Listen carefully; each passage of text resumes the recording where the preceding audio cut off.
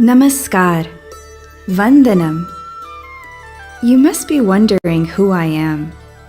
Perhaps you're thinking, whose footsteps did I just hear? I may be easy to name, but I'm difficult to describe. Like Prithvi, I am grounded and stable, steadfast in my desire to nourish and sustain. Like Jal, I am versatile and fluid, able to surge forward or remain still in any situation. Like Agni, I am energetic and transformative, igniting action into positive change. Like Vayu, I am a life source to all living beings, often invisible, but always essential. Like Akash and Samay, I am a steady and consistent presence in the history of this world. Like each of the elements, I am eternal and universal. Who am I? I am a mother. Main ek maa hoon. In this timeless role of mother, I've been witness to the timeless principles of Hindu Sanatan Dharma. These principles are a part of me. They're a part of us. Our Balu carries the strength of Sanskar, eternal values flowing through generations. Our hands are steady in Seva, engaging in the selfless service of others. Our feet are rooted in Sanskruti, remaining grounded in tradition and heritage. Sanskar, Seva, Sanskruti. These principles form a part of my identity, our collective identity.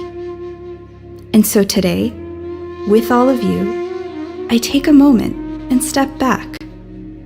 I step back to explore and appreciate how these principles are lived today, just as they were lived generations ago.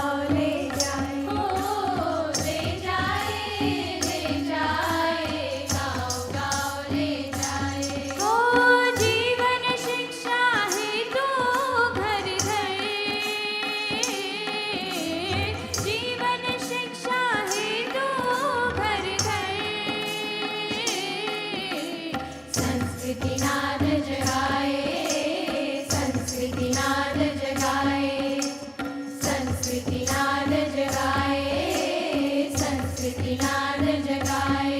ओ संस्कृति के वाहक हम हैं, नवयुग की पहचान। संस्कृति के वाहक हम हैं, नवयुग की पहचान। ओ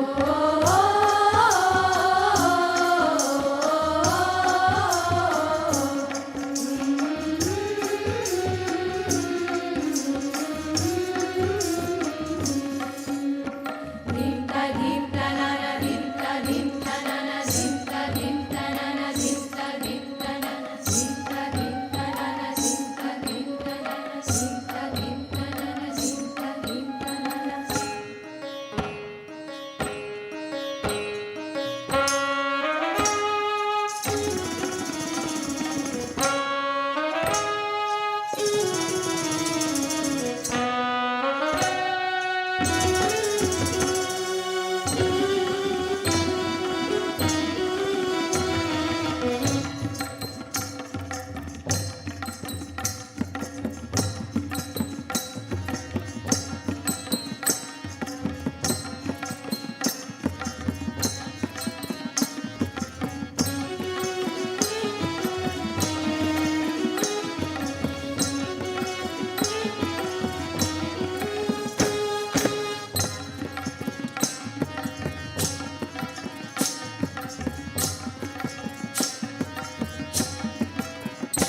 हे आनंद के ओए होए होए होए, आनंद के फव्वारों से स्वागतम, फूल सुगंधित हारों से स्वागतम। हे आनंद के फव्वारों से स्वागतम, फूल सुगंधित हारों से स्वागतम। गगन भेदी जयकारों से स्वागतम, स्वामी नारायण नारों से स्वागतम। गगन भेदी जयकारों से स्वागतम, स्वामी नारायण नारों से स्वागतम। हे आनंद के फव्वारों से स्वागतम, फूल सुगंधित हारों से स्वागतम। आनंद के फव्वारों से स्वागतम, फूल सुगंधित हारों से स्वागतम। स्वागतम स्वागतम स्वागतम स्वागतम स्वागतम स्वागतम। ओ स्वागतम स्वागतम स्वागतम स्वागतम स्वागतम स्वागतम।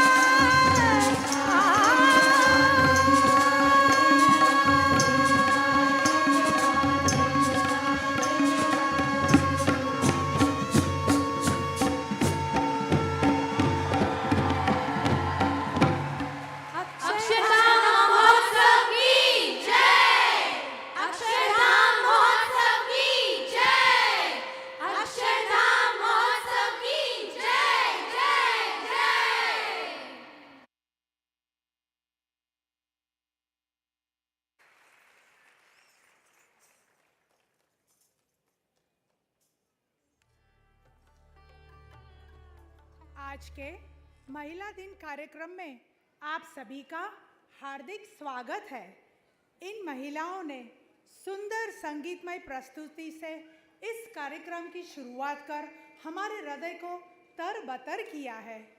सुमधुर संगीत अच्छे सुर, ताल, लय और नियमित अभ्यास का सुमेल है। यदि सा सुरबद्ध नहीं है तो संगीत सुरीला नहीं हो सकता। बस वैसे ही सुमधुर सुखी जीवन का सा है सच्ची समझ। ये हमें सुख दुख सहने के लिए सक्षम बनाती है, सही दिशा में पुरुषार्थ करने की प्रेरणा देती है और शांति प्रदान करती है। इस समझ का आधार है सत्संग, आध्यात्मिकता। सनातन हिंदू धर्म हमें सिखाता है कि जीवन में ये समझ विकसित करना अनिवार्य है। ये समझ हमें विवेक देती है, विचार, वाणी और वर्तन में संतुलितता, एक सूत्रता प्रदान करती है। सनातनी धर्म में कई संप्रदाय यही मूल्यों को कायम रखने में, इन्हें सुदृढ़ करने में कार्यरत है। मंदिर और सत्संग के केंद्र इसी हेतु बनाए जाते हैं। ये सभी संप्रदाय हमारे आदरणीय हैं और हम उनके आभारी हैं। सुखी सफल जीवन का सा जिस समाज पर आधारित है, वो सत्संग की परिभाषा क्या है? सत्संग means association with goodness and truth. What is that goodness and truth? Goodness in the form of Bhagwan, in the form of a sant, goodness in the form of our holy places of worship, our mandirs, truth in the form of our holy scriptures. Faith in these forms of satsang has the power to uplift and transform us. Satsang helps preserve and enrich our identity and our character. Join us as we reconnect with our timeless Hindu values. Let us strengthen our faith in Bhagwan, our gurus, our mandirs, our scriptures, and celebrate our traditions which awaken and ignite our hearts and minds. आइए सेवामय जीवन की प्रेरणा पीयूष का पान करें, सनातन धर्म के ज्योति से ज्ञान रूपी प्रकाश का आदान प्रदान करें, संस्कारों की बहती सरिता की अनुभूति करें और अभिव्यक्ति निहारें।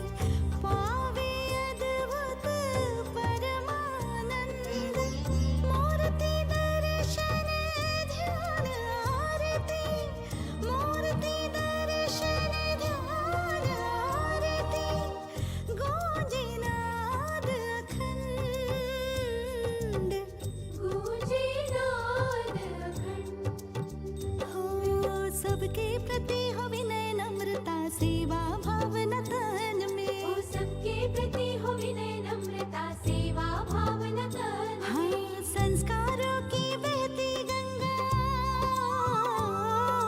संस्कारों की बहती गंगा शिशु युवा जन जन में। संस्कारों की बहती गंगा शिशु युवा जन जन में। हो शिशु युवा जन जन में। ओम मंदिराय नमः, ओम संस्कार प्रदाय नमः। ओम मंदिराय नमः, ओम संस्कार प्रदाय नमः।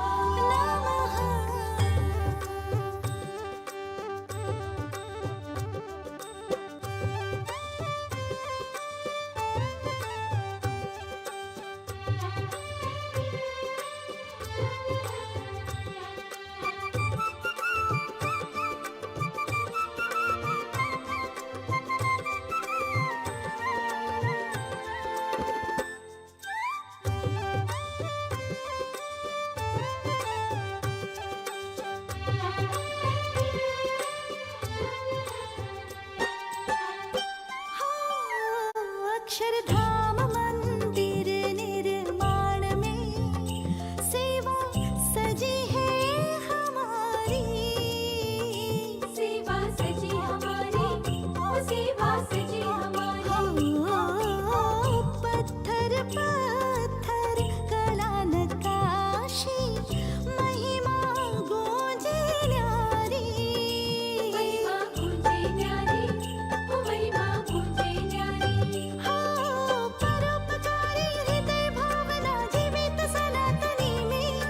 जन सेवा प्रभु सेवा गंगा बहती सत्संगी में।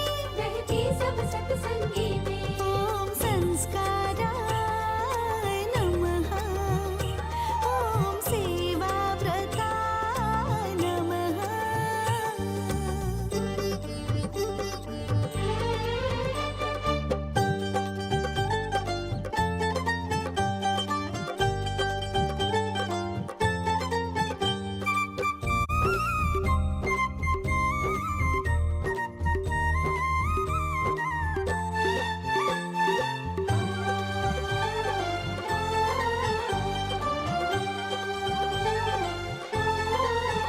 हो अक्षर पुरुषोत्तम हमारे संस्कृति रक्षा धारक है।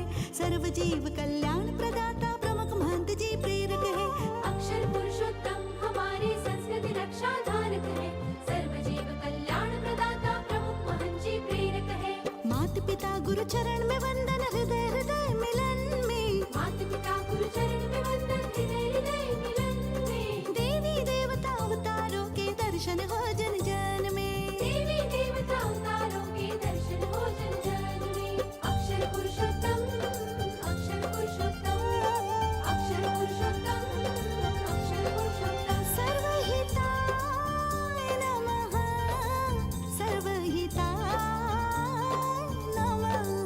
सर्वहिताय नमः, सर्वहिताय नमः। अक्षर पुरुषोत्तम हमारे संस्कृति रक्षा धारक है। सर्व जीव कल्याण प्रदाता प्रमुख महंत जी प्रेरक है। अक्षर पुरुषोत्तम हमारी संस्कृति रक्षा धारक है। सर्व जीव कल्याण प्रदाता प्रमुख महंत जी प्रेरक है।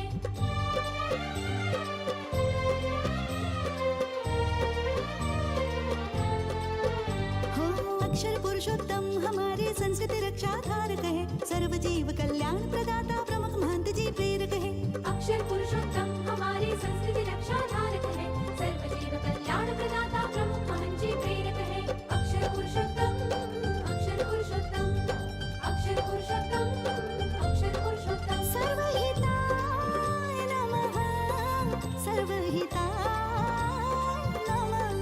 सर्वहिताय नमः, सर्वहिताय नमः।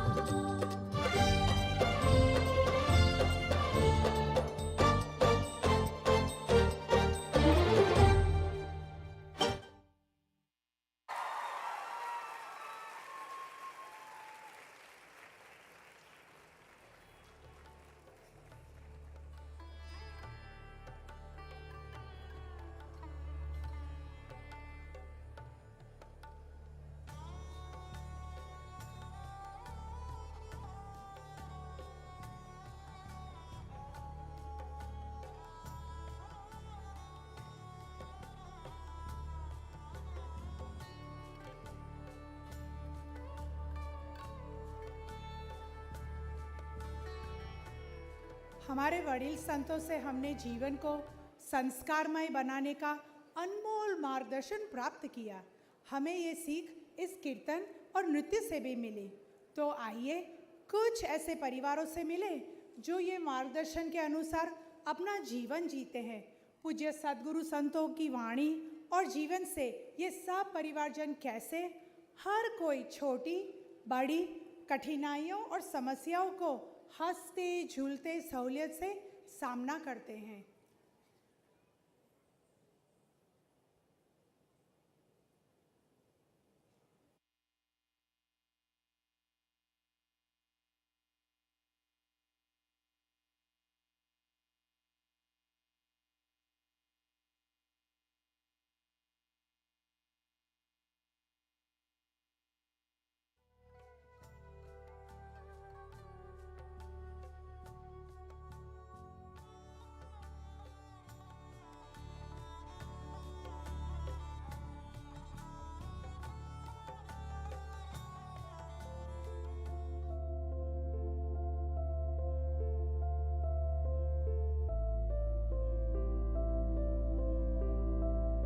જેમ પ્રહલાદ એ જન્મની સાથે જ એને આ ગુણો બધા કેળવ્યા, કારણ કે એની માતાના ગર્ભમાં તો ત્યારથી જ એને નારદજીએ ભગવાનના નામ મહિમાની ભક્તિની સત્સંગની વાતો કરી.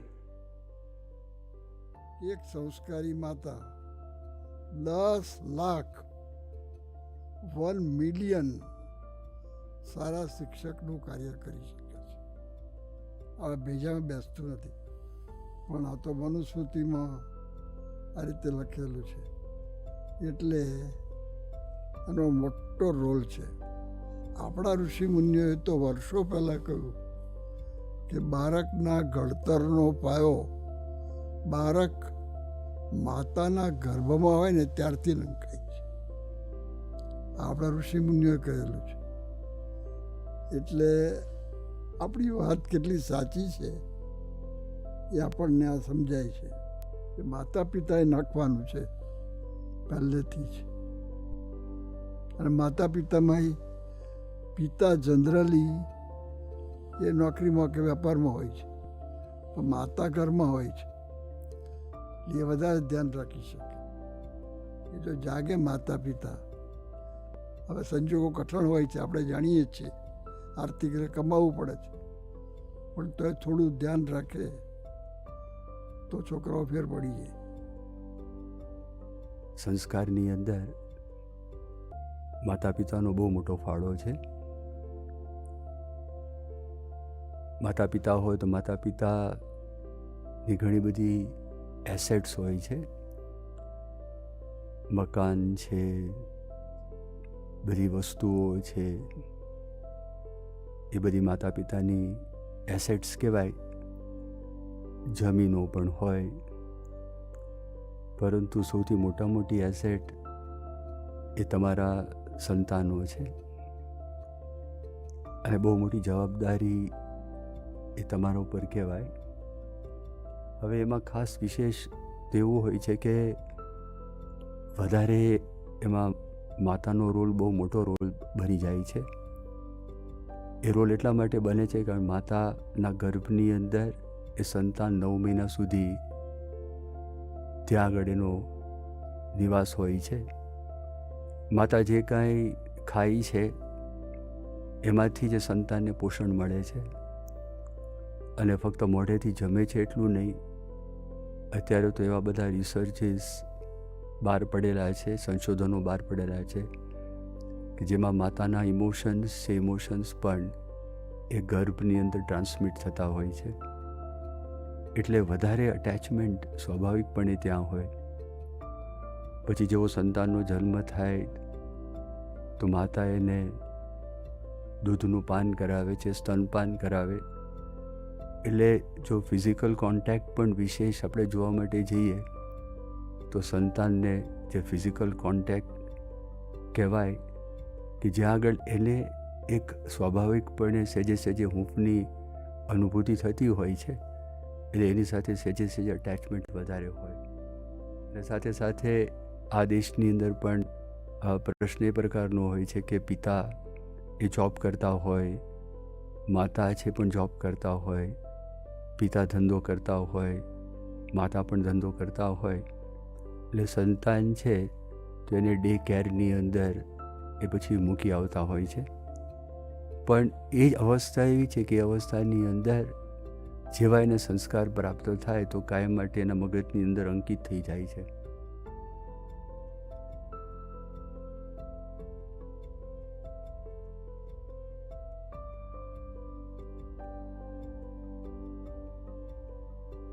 કહેવાનું શું કે ગર્ભ શ્રીમંત કહેવાય કે એ દુનિયામાં ગમે ત્યાં જાય અને ગમે એવી સંપત્તિ મળે તો પણ એમાં લેવાય નહીં. પણ દ્રઢ વિચાર હોય અને આ સંપત્તિ મારે સાચવી છે ભગવાન રૂપી, સંસ્કાર રૂપી, ધર્મ રૂપી, કુટુંબની ભાવનાઓ, સામાજિક ભાવનાઓ, રાષ્ટ્રીય ભાવનાઓ, એટલે સંસ્કાર મોટા મોટા એ છે કે જેને આપણે આધ્યાત્મિક સંપત્તિ કહીએ છીએ, આધ્યાત્મિક સંસ્કારો કહીએ છીએ, એ આપણા સંસ્કારો આપણે જીવનમાં દ્રઢ કરવા જોઈએ. માતા પિતાની જવાબદારી બહુ જ મોટી છે. આજના જમાનાની અંદર વિશેષ છે. એમાં આ દેશોની અંદર તો અત્યંત વિશેષ વસ્તુ છે. કારણ આપણી સંસ્કૃતિ જો જશે, આપણો ધર્મ જશે, સંસ્કાર જશે તો આ બધી તમારી સંપત્તિ નકામી થશે. તમારી આ સંતતિ છે એ કંઈ કામમાં નહીં આવે. તમારે જે ડોલર કમાવો છો, બહુ સારી રીતે કમાવો એનોય ના નથી, વ્યવસ્થિત કમાવો એનોય નથી, પણ ભગવાનને ન ભૂલો, સંસ્કાર ન ભૂલો. સંસ્કારને મુખ્ય રાખીને જેટલું કમાશો એ સંપત્તિ સારા કામમાં આવશે.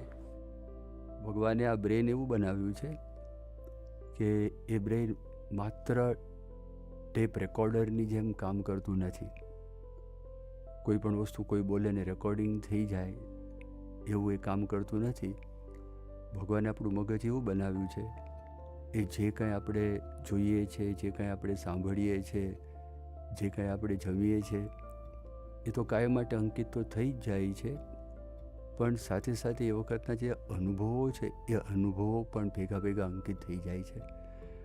એટલે જો તમારા બ્રેનને મોટા થઈને કોઈ સ્ટિમ્યુલેટ કરે તો અથવા તો એવા પ્રસંગ તમે જો, you can relive the whole experience. તમે ફરી વખત એવો ને એવો અનુભવ છે એ તમે અંતરની અંદર એ અનુભવ કરી શકો. એટલે એક બહુ જ મોટી એક સામર્થ્ય વાળું એક મગજ એ ભગવાને આપણને આપેલું છે.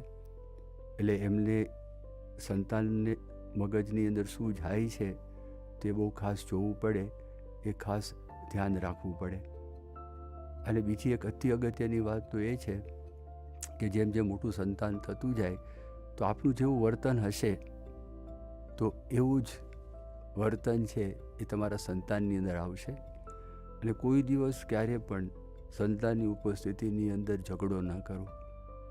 એની ઉપસ્થિતિની અંદર તો હંમેશા બળની જ વાત, હંમેશા પોઝિટિવ વાત, અને એના બધા વિઝ્યુઅલ્સ પણ એને પોઝિટિવ પ્રાપ્ત થાય તો ખરેખર એક સમર્થ સંતાન છે જ્યારે મોટો થશે, નીડર હોય, પોઝિટિવ એટીટ્યૂડવાળો હોય અને ભગવાનની અંદર શ્રદ્ધાવાળો હોય, સત્સંગના સંસ્કાર એને પ્રાપ્ત થાય એવું તૈયાર થશે.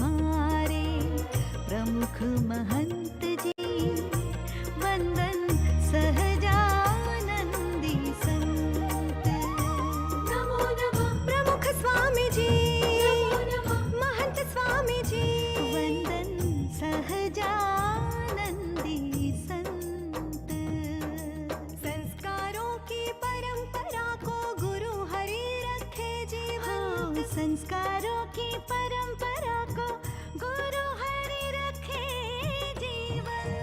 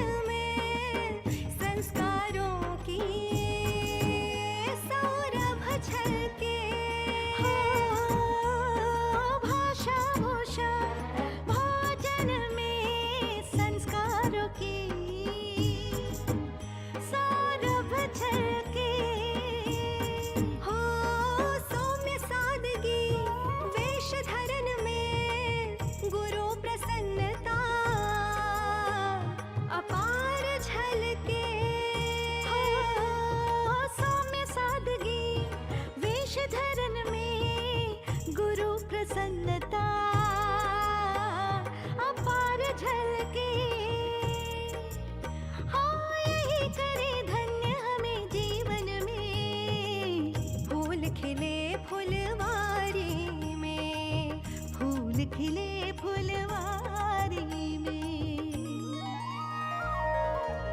संस्कारों की परंपरा को गुरु हरि रखे जीवंत। संस्कारों की परंपरा को गुरु हरि रखे जीवंत। अक्षर बाग में फूल खिले हम प्रकट मिले भगवंत। हाँ, अक्षर बाग में फूल खिले हम प्रकट मिले भगवंत। माली हमारे प्रमुख महंत जी वंदन सहजानंदी संत।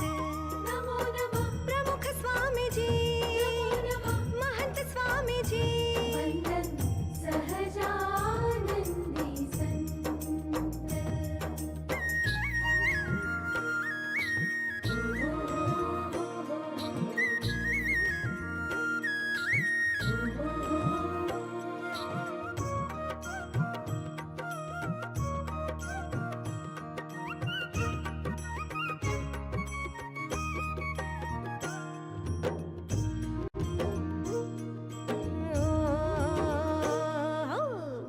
पिता को प्रणाम करते कुमकुम टीका धरते। माता पिता को प्रणाम करते कुमकुम टीका धरते। थाल भोग लगा कर प्रभु का स्मरण करके जीमते। माता पिता को प्रणाम करते कुमकुम टीका धरते। थाल भोग लगा कर प्रभु का स्मरण करके जीमते। संस्कार परंपरा, संस्कार परंपरा, संस्कार परंपरा, संस्कार परंपरा। मातृदेवो भव, पितृदेवो भव, आचार्य देवो भव, अतिथि देवो भव। हो माता पिता को वंदन, आचार्य गुरु को वंदन, सब अवतारों को वंदन, महापुरुषों को वंदन। संस्कार परंपरा, संस्कार परंपरा, संस्कार परंपरा, संस्कार परंपरा। सब अवतारों को वंदन, देव देवी को वंदन, महापुरुषों को वंदन, सतशास्त्रों को वंदन। संस्कार परंपरा, संस्कार परंपरा, संस्कार परंपरा, संस्कार परंपरा। हो मातृभाषा पढ़ते हैं हम, ग्रंथ पठन भी करते। पहनावा भारतीय सबका, शाकाहारी रहते। मातृभाषा पढ़ते हैं हम, ग्रंथ पठन भी करते हैं हम। मातृभाषा पढ़ते हैं, ग्रंथ पठन भी करते हैं। पहनावा भारतीय सबका, शाकाहारी रहते। भारत की अमृत धारा का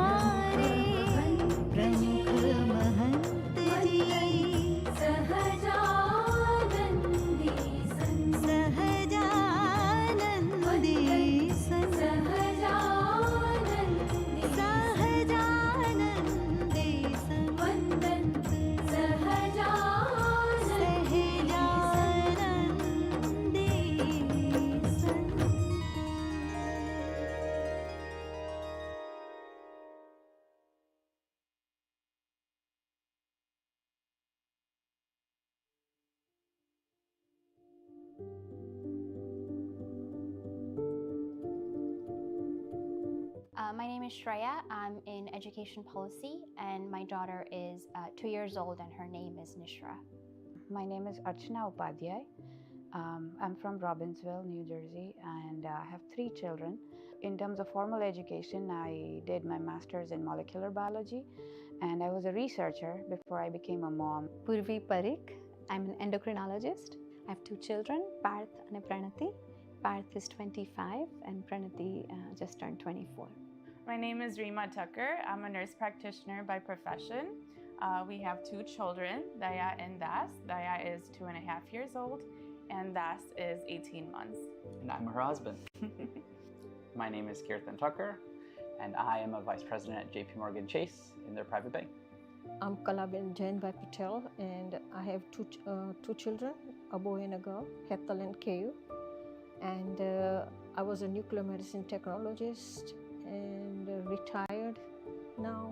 Growing up in satsang and being surrounded by satsang from a really young age had a positive influence in me, and you don't realize until then you become pregnant and you think that you should be passing on these sanskars. In satsang, I had heard since early days that be the best you can. If you're going to be a mother, be the best mother that you can be. And Pujya Santo have always been a guiding light in so many aspects. I had that nervousness in me that, am I going to be able to do this?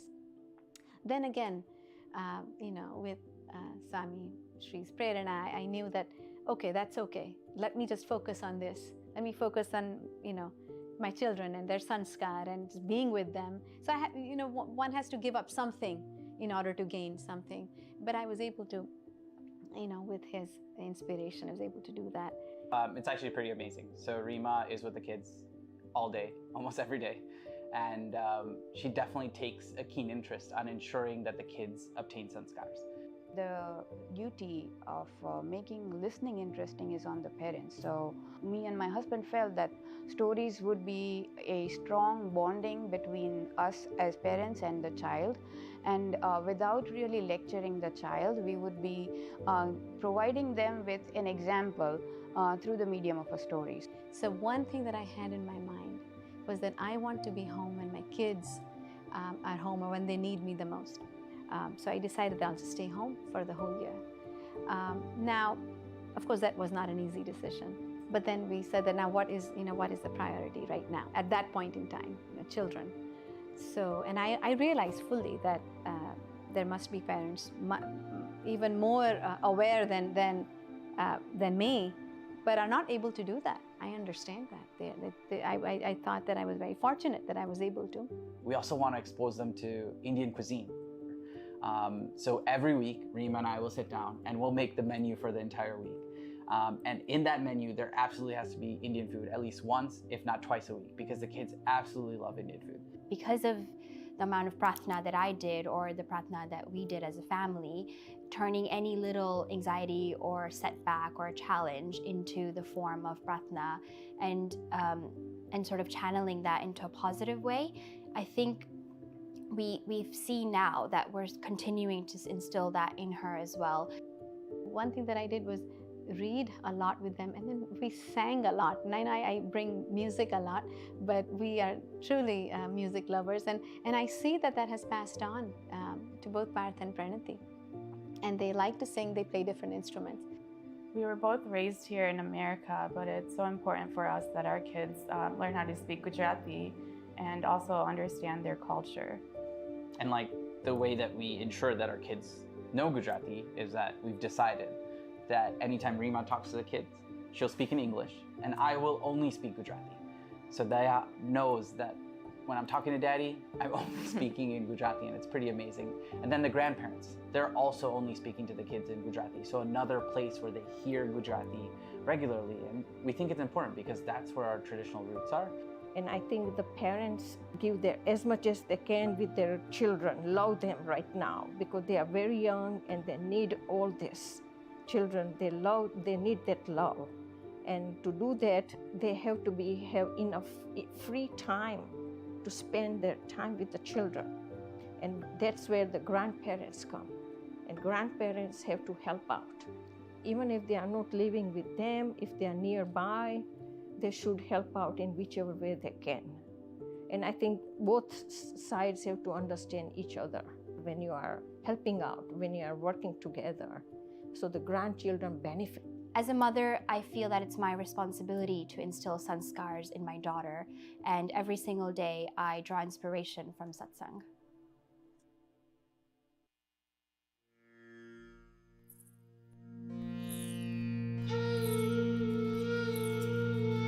For generations, my ballu has been a source of security and strength. It's a hiding spot when a child feels shy.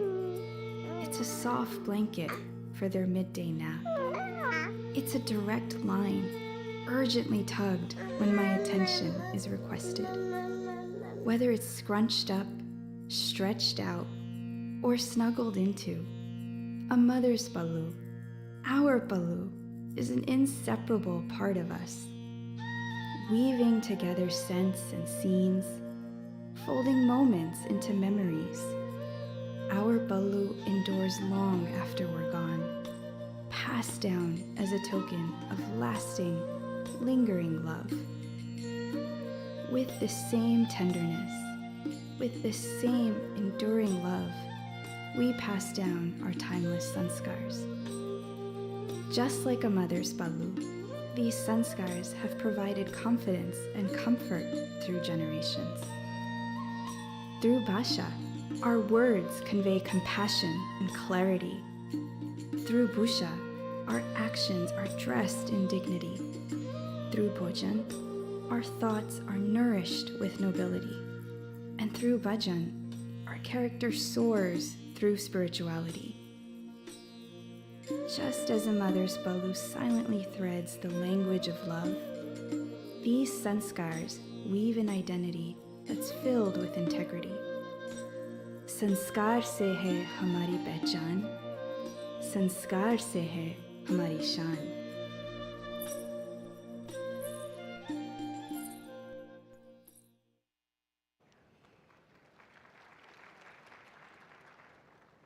નમસ્કાર અને જય સ્વામિનારાયણ. મારું નામ અર્ચા બ્રહ્મભટ્ટ છે અને હું 11 વર્ષની છું. આપણો સાંસ્કૃતિક ઇતિહાસ બતાવે છે કે ભારતવર્ષ કેટલા બધા મહાન વિભૂતિઓથી ભરેલો છે, જેમ કે ભગવાન રામ, ભગવાન કૃષ્ણ, ધ્રુવ, પ્રહલાદ, શિવાજી વગેરે. પણ આપણે તેમના માતાઓના નામ જાણીએ છીએ? કદાચ ભગવાન રામ અને ભગવાન કૃષ્ણના માતાના નામ ખબર હશે. પ્રહલાદના માતાનું નામ હતું કયાધુ અને ધ્રુવના માતાનું નામ સુનીતિ હતું. શિવાજી મહારાજના માતાનું નામ તો આપણને બધાને ખબર જ હશે ને? બોલો બોલો. એકદમ બરાબર, જીજાબાઈ. આજે હું તમને એક માતાની વાત કરવાની છું, માતા મદાલસા.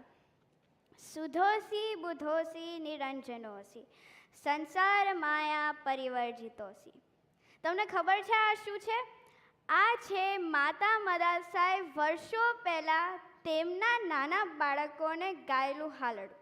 હાલરડું એટલે શું? બધાને ખબર છે? હાલરડું એટલે લલપાય. માતા મદાલસા કાશીના ઋતુધ્વજ રાજાના રાણી હતા. તેમને 3 પુત્રો હતા, વિક્રાંત, સુબાહુ અને અરિમર્દન. તેઓ જ્યારે નાના હતા ત્યારથી જ માતા મદાલસાએ તેમને આત્મા અને પરમાત્માનું જ્ઞાન શીખવ્યું હતું. તેમની અંતરની ઈચ્છા હતી કે તેમના 3 પુત્રો જન્મ મરણને ઓળંગીને ભગવાનની કૃપા અને મોક્ષ મેળવી શકે. તેમના આ વિચાર અને પુરુષાર્થને કારણે તેમના 3 બાળકોને આત્મજ્ઞાન સિદ્ધ થયું. આથી માતા મદાલસાને ખૂબ આનંદ થયો. પણ રાજા ઋતુધ્વજને ચિંતા હતી કે તેમના પછી રાજ્ય કોણ ચલાવશે. આથી જ્યારે તેમના 4થા પુત્ર અલકનો જન્મ થયો ત્યારે રાજાએ માતા મદાલસાને આત્મજ્ઞાન ન આપવાની વિનંતી કરી. તે અનુસાર માતા મદાલસાએ અલકને રાજ્ય અને કારભાર કરવાનું શીખવાડ્યું. માતા ધારે તો પોતાના બાળકને શું ના શીખવી શકે? અઘરામાં અઘરું આત્મજ્ઞાન માતા મદાલસાએ સરળતાથી, એટલે કે રોજ ગવાતા એક હાલરડાથી રેડી દીધું. બાળકના જીવન ઘડતરમાં માતા આવી રીતે તો જ આગવો ભાગ ભજવી શકે છે. માતાના સંસ્કારથી બાળક ધ્રુવ કે પ્રહલાદ પણ બની શકે છે, કે પછી રાવણ પણ બની શકે છે. જીજાબાઈએ શૂરવીરતા અને દેશદાજ શિવાજીને ગળથુથીમાં પીવાડી. એમ પણ કહી શકાય કે શિવાજીને પોતાના અસ્તિત્વની અસ્મિતા આપનાર તેમના માતા જ હતા. So, you might be wondering, how did I, a balika, born and raised in Chicago, Illinois, just say the whole story of Mata Madasa in fluent Gujarati? It's interesting. Living in a country where your native language automatically becomes your second language. But thanks to my parents, I am able to carry out conversations fluently in my Matrubhasha, or mother tongue. My parents have really tried hard, and they've made sure that me and my little brother stay connected to our roots, our culture. You could say learning Gujarati was one of the sanskars, or values, that was passed down to me from my parents and my grandparents. I was able to learn how to read, write, and speak Gujarati due to my parents' efforts. They always spoke to me in Gujarati at home, and whenever I had a big Gujarati class test coming up, my mom would always prepare a vocabulary list to help me study. You know, when I think of Gujarati, it's not just a bridge that connects us to our family in India, but it strengthens our bond. I mean, it's just more fun if we can all understand and speak the same language, right? Sometimes at school, it feels like Gujarati is my personal secret language, because no one around me can understand. Also, some things just can't be translated. I feel this way about our granths, Vachanamrut and Swamini Vato, because they include some words and phrases. Personally, they just make more sense in Gujarati. Also, our Guru Pramukh Swami Maharaj has told us that Bhasha, Bhusha, Bhojan, and Bhajan are very important to keep our sanskars in our heart. You know, when I think of learning Gujarati, it's a lot like learning how to make perfectly round rotlis or bhakris, or celebrating Raksha Bandhan with my brother, knowing the sacred bond it symbolizes. Everything that makes me who I am, an Indian American who is proud of her Hindu identity. Thank you.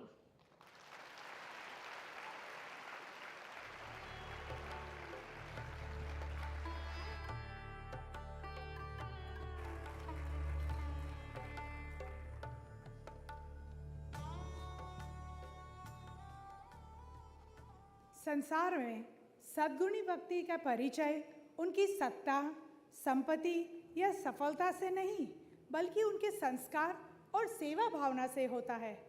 सनातन धर्म में ज्ञान दिया जाता है कि ईशावास्यम इदम सर्वम यत् किंचित जगताम जगत, अर्थात सब में ईश्वर का वास है. इसीलिए सबकी सेवा ईश्वर की सेवा मानी जाती है. इसीलिए तो मातृदेवो भव, पितृदेवो भव, आचार्य देवो भव, अतिथि देवो भव के पाठ हैं. एक सच्चा संस्कारी व्यक्ति हमेशा सेवा के लिए तत्पर रहता है.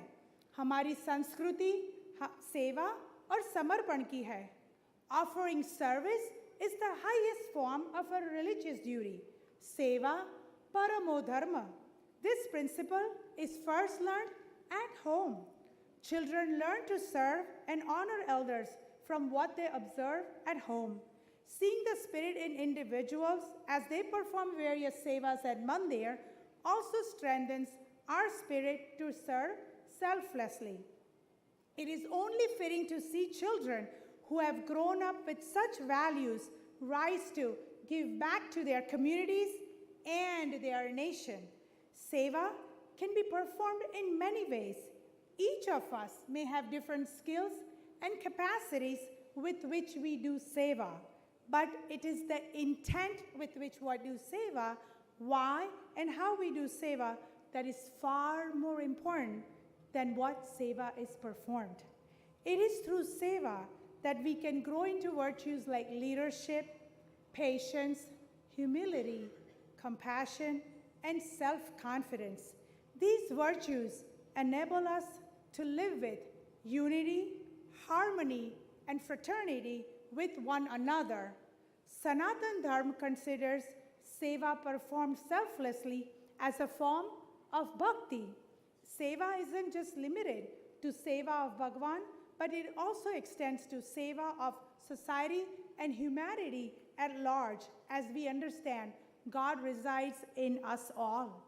Selfless service brings joy and happiness to not just the recipient, but also to those who engage in it.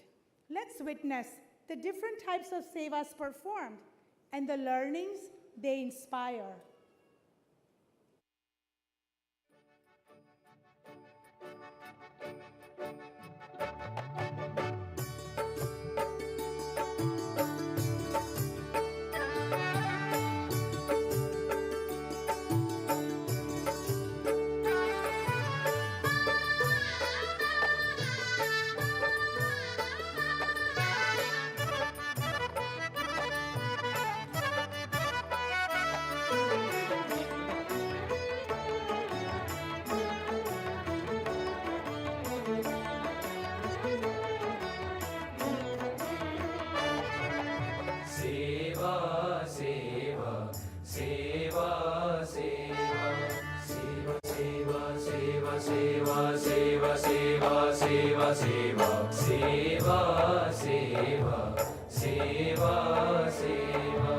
सेवा जीवन मंत्र हमारा, सेवा जीवन मंत्र हमारा, जन सेवा और प्रभु की सेवा, जन सेवा और प्रभु की सेवा, जन सेवा और प्रभु की सेवा, जन सेवा और प्रभु की सेवा. At the heart of Seva is the intention of pleasing Bhagavan for all that He has given us. Whether I'm threading hars, offering tar, or making decorative hindoros, my Seva at home and at my Mandir is an expression of my love, my bhakti. By doing His Seva, I feel the everlasting presence of Bhagavan in my life. सेवा जीवन हमारा, सेवा जीवन मंत्र हमारा, सेवा जीवन मंत्र हमारा, सेवा सेवा सेवा सेवा सेवा सेवा सेवा सेवा.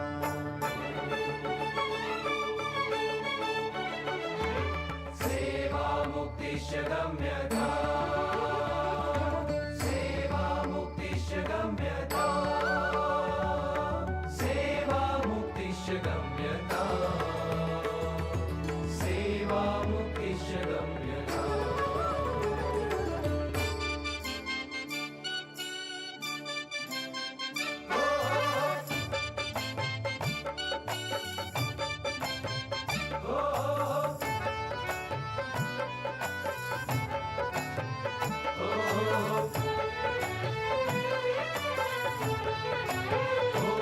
My Guru, Pramukh Swami Maharaj's credo was, "In the joy of others lies our own."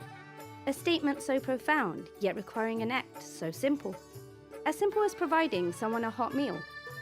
Selfless service can seem so out of reach, but my small efforts can help bring a smile to someone's face. When I serve someone else, I feel fulfilled immersing myself in this act that benefits others and gives me peace.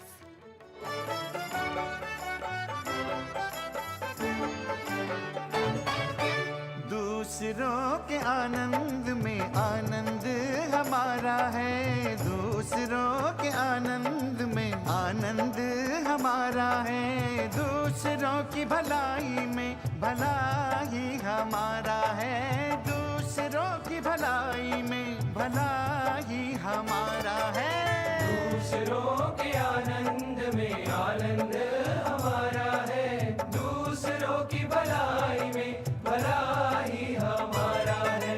तन मन धन से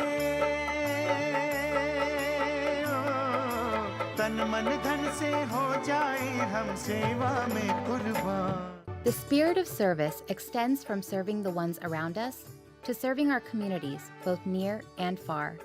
Together, we build bonds of unity that transcend barriers of geography, faith, race, ethnicity, and age. Taking part in volunteer efforts for natural disasters and blood drives, I fulfill a sense of responsibility to contribute to my community. Selflessly serving gives me the chance to create a better nation and world, because the world is one family. Vasudhaiva Kutumbakam.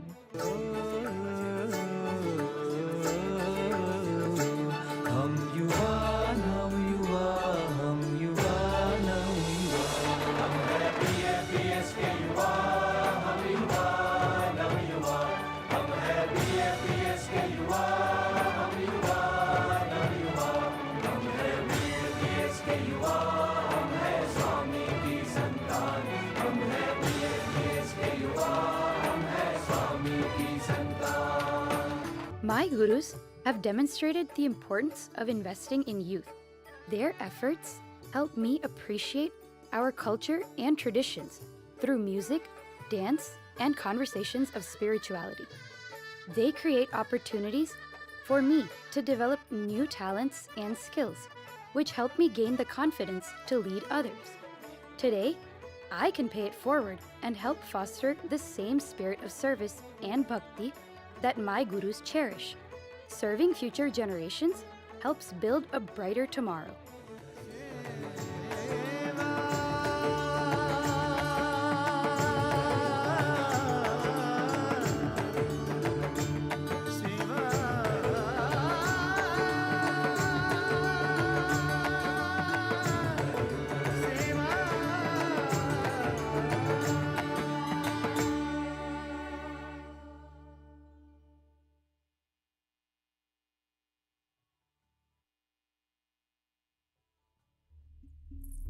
A mother's hands are always hard at work, grasping future potential while keeping a grip on the present moment.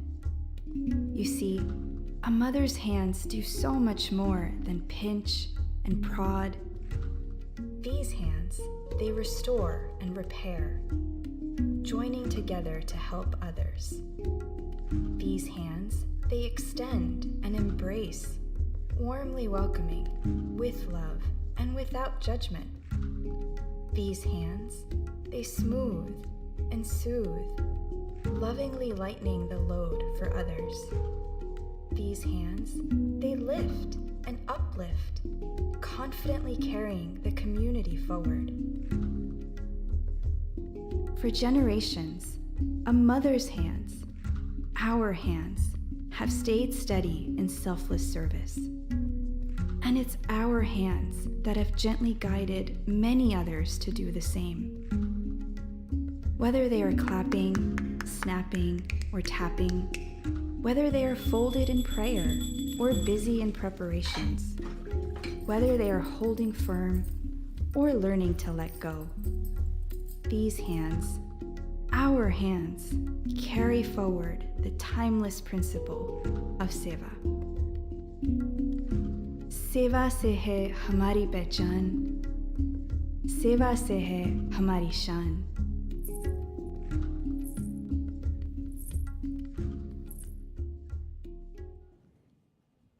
I first arrived in Robbinsville in August of 2022.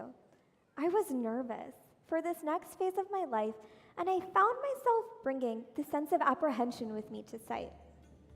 When I first put on this hard hat, it felt like it didn't belong on my head, and I was assigned to do waterproofing seva on the domes. I have never been scared of heights, but as I climbed all the way up to the domes with my hard hat on, I found myself thinking, would I actually be able to do this? Slowly, I began to feel a little more natural. The people around me, they helped me learn not just how to safely operate machinery, but how to do my seva with the right thoughts. And I found myself approaching my seva with a stronger sense of faith. Weeks turned to months, and it was now second nature.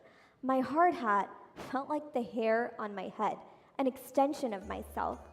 I felt its constant shelter and protection, whether I was waterproofing on the domes, doing vata in the parikrama, or building the jagti railing that surrounds the Mandir.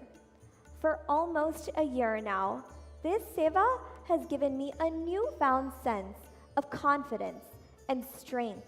I've learned that through faith, we can rise beyond our fears and accomplish more than we could ever imagine. This seva has taught me to strengthen my faith and my devotion. Most people who know me know how much I love art. So when I was first assigned to stone carving seva, I was excited.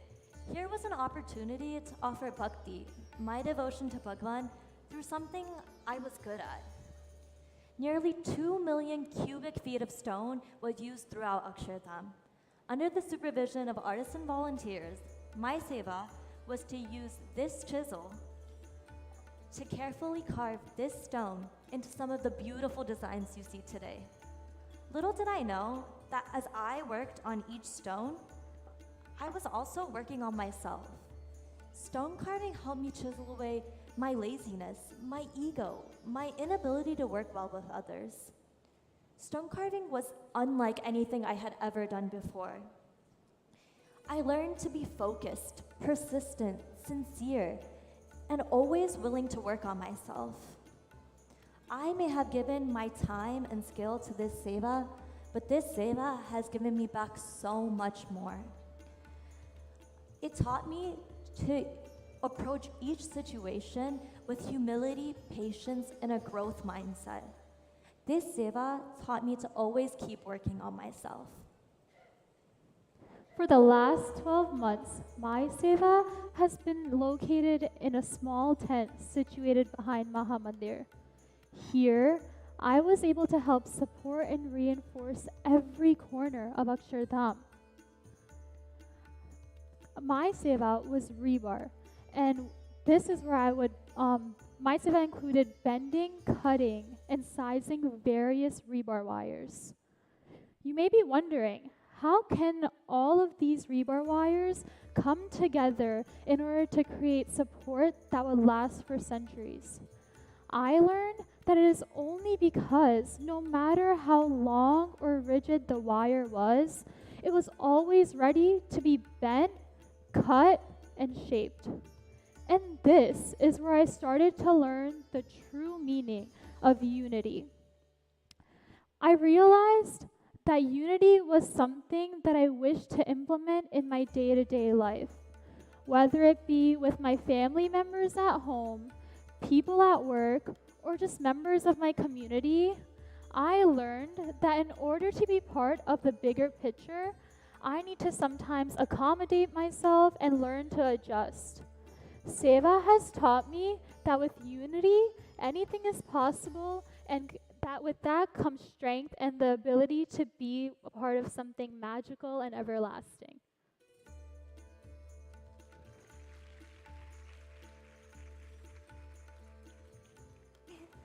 I am thankful for the opportunity to do this seva and to experience the peace and fulfillment that comes from selfless service.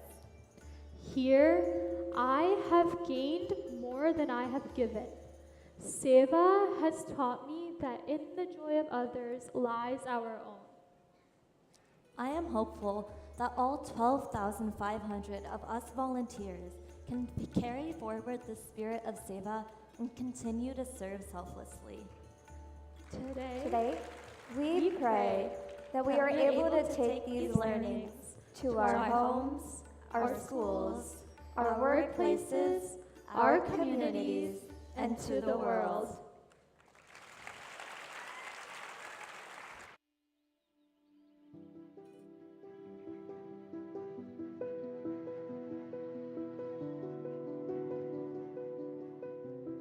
I first stepped foot on Akshardham on May 16, 2022. I stepped foot on June 13, 2022. So my first day, I think it was February 14, 2022. It was snowing actually that day. It was a bright sunny day. And so I remember just being in awe, step my first foot on site, and it was just amazing to see everyone working together, and it was really exciting to finally be here. I was it was very nerve-wracking. It was cold. I had like 3 layers on and I was still cold. My first day, I was actually super nervous. I felt like it was the first day of school. I had no idea what even rebar meant. And I asked a few girls and they were like, I was like, do you know what rebar is? And they're like, yeah, there's just some girls like cutting like metal rods and like there's sparks coming out of it. I've never even, really used a drill before.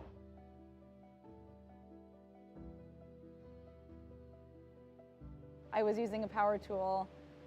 It was so challenging that I was exhausted and in so much pain at the end of the day. I figured out how to stretch and get myself together, and that second day was so much better than the first.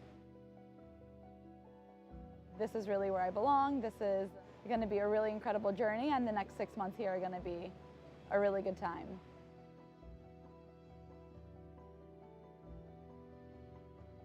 This is IPP, and this is where we open pallets. We cleaned foams from the pallets, the dirt.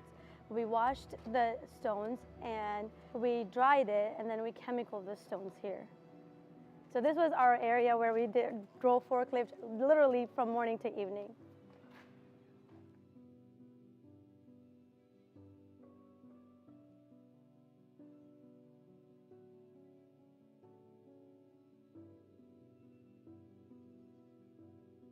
So jug derailing is basically what you see behind me right here, and it was pretty much a puzzle. We had to put it together piece by piece, so we'd have to dry fit that first to make sure the puzzle actually fits, and then we used mal, which is basically like glue that glues it together, and we did that around the entire perimeter of the jagti, which is the perimeter of the mandir. Pretty much everyone had a role, so somebody would be holding the pillar, somebody would be carrying the various pieces.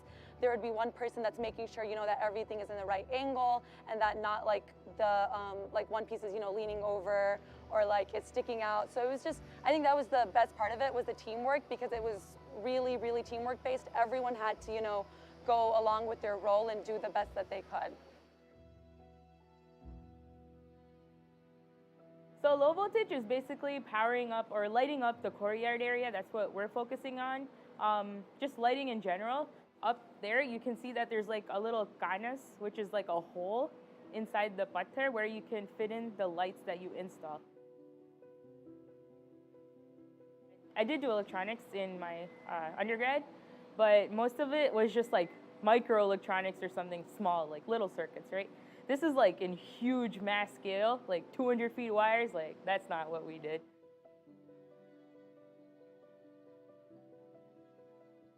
In rebar, they're basically metal rods. They're different types, different lengths, but basically we cut the rebars, we bed them to the specific shapes that are needed to be placed into the concrete, depending on what shape it is. We grind them to kind of smooth the edges. We make different shapes like L clamps, C clamps. Most recently, I've been doing stonework with the guidance of skilled artisan volunteers. I've also started doing a little bit of painting inside the garbhagruhs. I've done waterproofing on my first day, and up to today I have been doing waterproofing. As a lead, we are working with the supervisor and with a team, and so you have a game plan of what you want to accomplish in that day or in that week. And with our Seva as waterproofing, we are dependent on the weather as well. So if it rains we have to change our plans up, or if another priority comes up, we have to change our plans up. So there's a lot of flexibility that we have to have, a lot of patience. After Site Seva, going back to school to finish. After I finish Seva here, I'm planning on moving to Austin to finally start life with my husband. After I'm done with Seva, I plan on going back and continuing my career as a nurse. Being in Rebar for almost a year and a half, it's taught me a lot of skills to like kind of do teamwork, leadership skills, management skills. I've learned quite a bit here, and I feel like I can use that experience that I've had from here into my professional career. It was an incredible journey. I've learned so much about patience and teamwork, and also being a leader that I never thought I'd ever, experience or learn more about. This Seva has just been like a family, a home where it's like the family that I never had. When I came, not much was up, and as I'm leaving, it is fully complete, and seeing it makes me happy and excited for what the world will get to experience.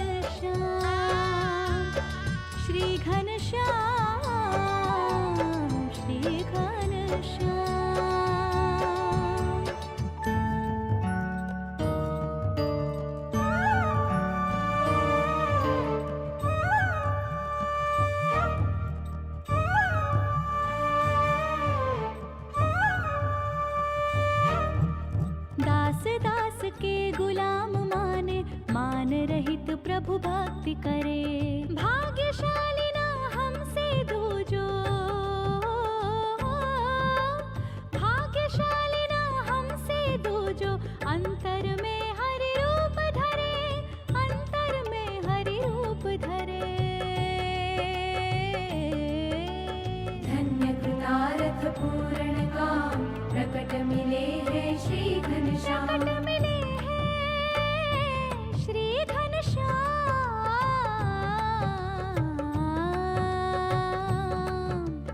धन्य कृतार्थ पूर्ण काम, प्रकट मिले हैं श्री घनश्याम।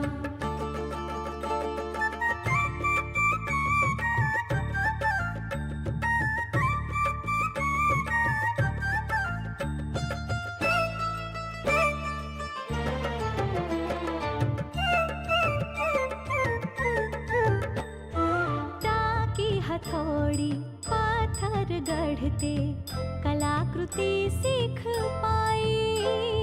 ताकि हथौड़ी पाथर गढ़ते, कलाकृति सीख पाई। हरि मूर्ति और स्थापित कर दी, हरि मूर्ति और स्थापित कर दी, महंत जी सुखदाई, महंत जी सुखदाई।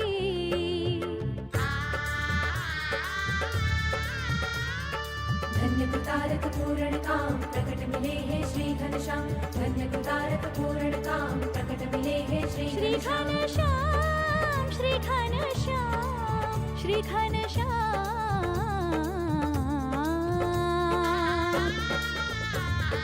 धन्य कृतार्थ पूर्ण काम, प्रकट मिले हैं श्री घनश्याम।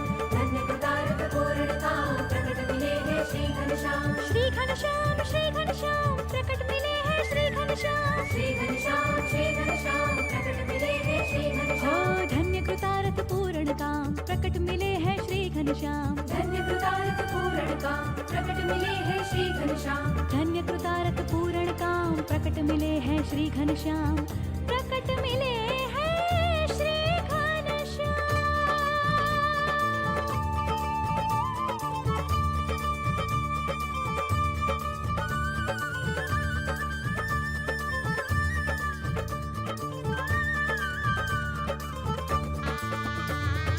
धन्य कृतार्थ पूर्ण काम, प्रकट मिले हैं श्री घनश्याम। धन्य कृतार्थ पूर्ण काम, प्रकट मिले हैं श्री घनश्याम, श्री घनश्याम, श्री घनश्याम, प्रकट मिले हैं श्री घनश्याम, श्री घनश्याम, श्री घनश्याम, प्रकट मिले हैं श्री घनश्याम। ओ धन्य कृतार्थ पूर्ण काम, प्रकट मिले हैं श्री घनश्याम। धन्य कृतार्थ पूर्ण काम, प्रकट मिले हैं श्री घनश्याम। धन्य कृतार्थ पूर्ण काम, प्रकट मिले हैं श्री घनश्याम, प्रकट मिले हैं श्री घनश्याम, प्रकट मिले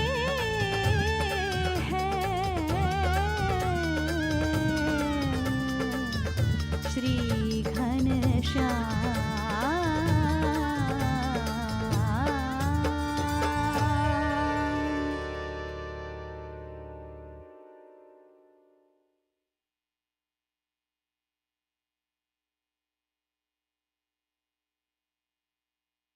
Back in summer of 2022, around 7 o'clock in the evening, I heard some drum noises, not drum, but on like tin boxes or something, somebody was banging with sticks and singing something. So I got up from my chair, looked out of my window, and I was amazed to see a group of about maybe 12 to 15 young women, in the they were 20 to 25 or maybe 20 to 30. They were on a parikrama on the upper floor, and they had a couple of drums, empty drums, and maybe some sticks, and they were singing Aarti. I was so thrilled to see this group of women who had hard hats, naturally, steel-toe boots, and they were singing Aarti because it was an Aarti time and they did not want to miss doing that particular Aarti or a ritual at a particular time. Then I took more interest. Then I bumped into them because I could recognize them because my window is very close to Parikrama. So then I bumped into them next day and I asked them that other than Aarti, what else do you do? And they said that anytime they are doing Seva, mostly they were doing singing of bhajans and kirtans while doing Seva. So that reminded me of Gunatitananda Swamini Vat, which says, bhajan karta karta kriya karvi. Means while you are doing any Seva or any activity, whether it is household activities or Mandir related activities, you should always do the bhajan. So I was like very impressed that at this young age, these women volunteers have imbibed a virtue which is very difficult for people like me to imbibe in my life. Then I carried on and I asked them, what else do you do? And they said, we do regular goshti, which is the spiritual discussion, and also they were busy doing regularly introspection, mansi. And I was like thrilled by listening to this. The second aspect I noticed was there are some women, they may not have come over here on site, but when I interacted with their counterparts, male counterparts, I realized that the women took the responsibility at home of all household responsibilities, on top of that taking care of the children, their schooling, and also working full time to support the family, to pay the bills so that the husband could come here and do the Seva. Thirdly,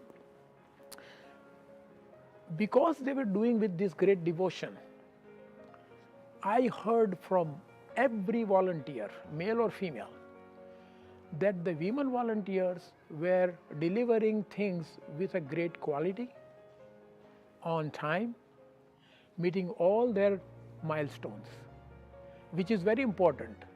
And to my surprise, I came to realize that the male leaders and also female leaders were requesting more female volunteers, just because anything that they were assigned was done with great care, love, quality, on time.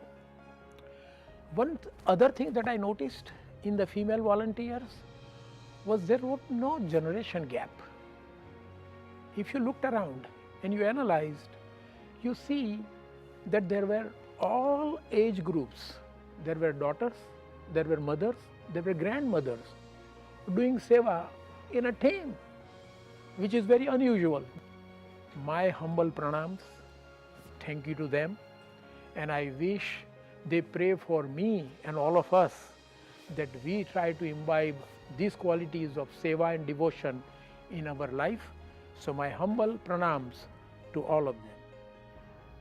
અમેરિકાની અંદર new જર્સીમાં રોબિન્સવિલની અંદર પૂજ્ય ગુરુહરિ પ્રમુખ સ્વામી મહારાજના સંકલ્પથી અને પૂજ્ય મહંત સ્વામી મહારાજની સતત પ્રેરણાથી અક્ષરધામનું જે નિર્માણ થયું એમાં હજારો સ્વયંસેવકોએ ખૂબ સેવા કરી છે, જેને આપણે કહીએ કે પોતાનું તન, શરીર અને મન એ નીચોઈ નાખીને એમણે સેવા કરી છે.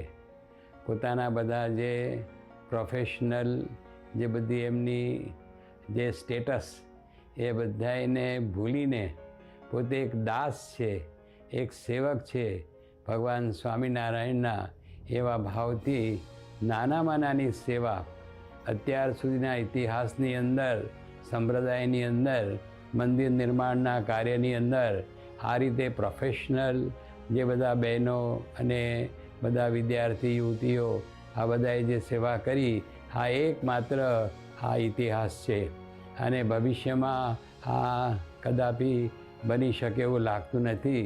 બધા એમ જ કહે છે કે આનું વર્ણન થઈ શકે એમ નથી શબ્દોથી, એવી આ વાત છે. ખાસ કરીને બહેનોએ જે સરિયા વાળવાની સેવા કરી, કોન્ક્રીટની સેવા કરી, ખાડા ખોદવાની સેવા કરી, સાથે સાથે વોટરપ્રૂફિંગની સેવા. હવે ઠેઠ ઉપર આપણે 181 ફૂટ ઊંચું આપણું શિખર છે, ત્યાં સુધીની વોટરપ્રૂફિંગની બધી સેવા અને રેલિંગ પથ્થરની. પણ આપ સૌ બધા ભાઈઓ બહેનોએ આ રીતે કોઈ પણ પરવા કર્યા વગર, શરીરની, મનની, પરિવારની કોઈ પણ ચિંતા કર્યા વગર જે તનતોડ જે સેવા ભક્તિ કરી છે એ ખરેખર અવર્ણનીય છે. એને માટે કોઈ શબ્દ જ નથી અને કોઈ લોકો માનવા પણ તૈયાર નથી. જેણે આ જોયું હોય એ જ માની શકે એવી આ વાત બની ગઈ છે. પૂજ્ય મહંત સ્વામી મહારાજ પણ બોલી ગયા કે મારી પાસે શબ્દ નથી, ધન્યવાદ, ધન્યવાદ, ધન્યવાદ, એટલું પોતે બોલી શક્યા. તો આનું કોઈ વર્ણન થઈ શકે એમ નથી. આમાં કંઈ પણ આપણે વિચારી શકતા પણ નથી શું કહેવું શું ન કહેવું. અવર્ણનીય જેને આપણે કહી શકીએ, અકલ્પનીય જેને આપણે કહી શકીએ, એવી સેવા ભક્તિ થઈ છે. તો મહારાજ સ્વામી પ્રત્યક્ષ બધું જુએ છે અને આપ સૌના ઉપર અનહદ આશીર્વાદની વર્ષા કરે છે. તો આપ સૌને ખૂબ ધન્યવાદ છે.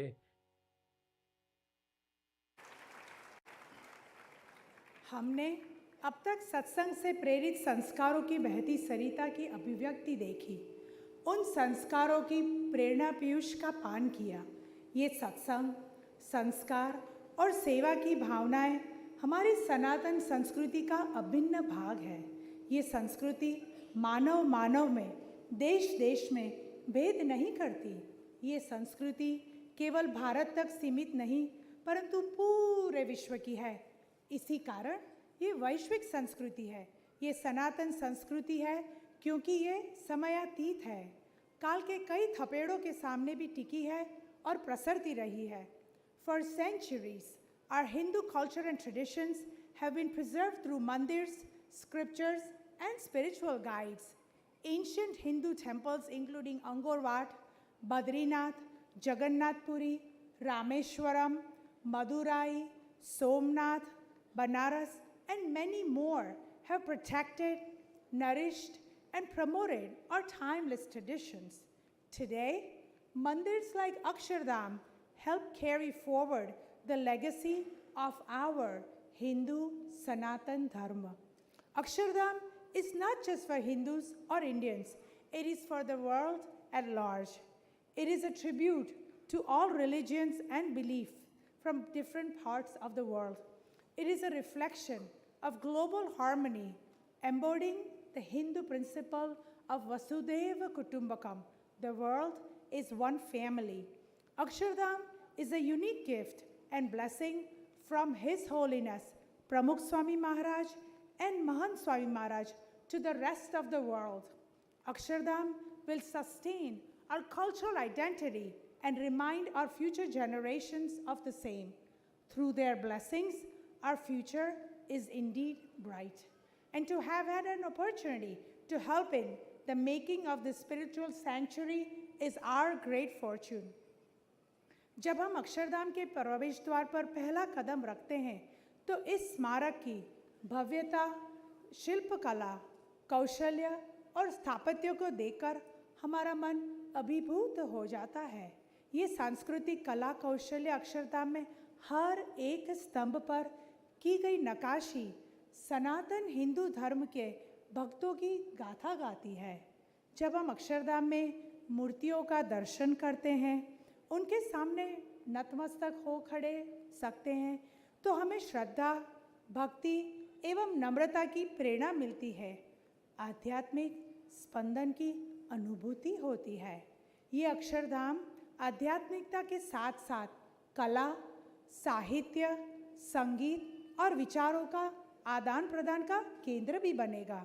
इस मंदिर से जनहित में जारी विभिन्न सामाजिक प्रवृत्तियों की पोषण भी मिलेगा. ऐसा लगता है कि संस्कृति के सब पहलू ये अक्षरधाम में समा जाते हैं.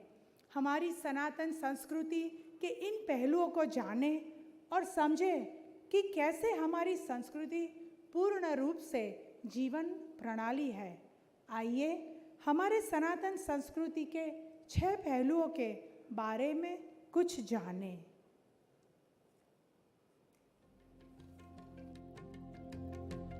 I am a name that echoes through time.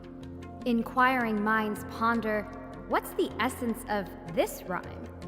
I am Sanatan Sanskruti, timeless and profound, a mosaic of devotion where traditions are found. I've stood for my identity across ages and lands, from Takshashila's legacy to Nalanda's sands. I've flourished from Kashi to Stanford's halls and Harvard's embrace. Now, at Robbinsville's Akshardham, I shine with grace.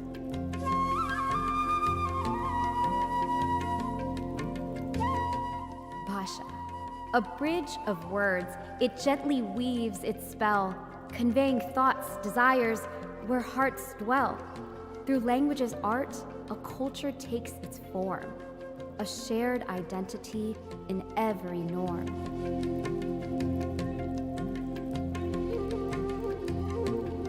Bhusha, traditional attire of simplicity, holds culture's essence as its inner beauty. Modesty and respect, the call we hear. Sanatan beliefs in such attire, they appear clear. Vegetarianism, a core belief so dear. In our hearts, it's crystal clear. Ahimsa paramo dharma, Mahabharata says. Non-violence is the path in every way. Social bonds, ties sacred and true. In scripture's tales, love's lessons accrue. Krishna and Subhadra, siblings' love so true. Dashrath and Ram, in their bonds, we grew.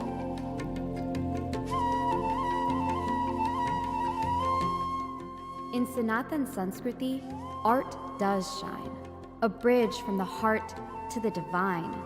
Singing, dancing, and melodies so sweet tell old stories our beliefs complete. Through art, we cherish traditions grand, a deep connection between soul, body, and mind.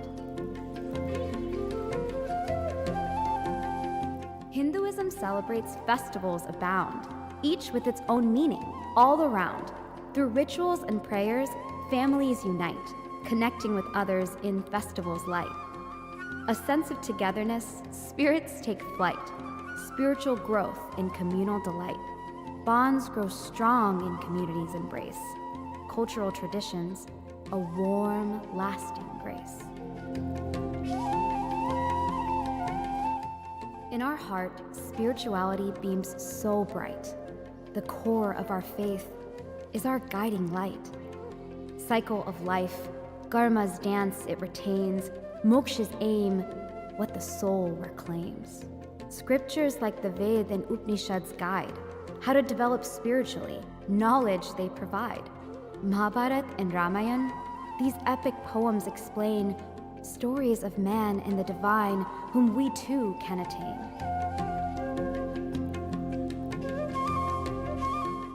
The Sanatan Sanskruti, rich and grand. Akshardham, a beacon in the land. With traditions deep and values so timeless, in this vast world, I feel anchored, fearless. Akshardham stands, a beacon so grand, a cultural haven where hearts understand. In heritage's embrace, we'll find our place, cherishing values that time can't erase.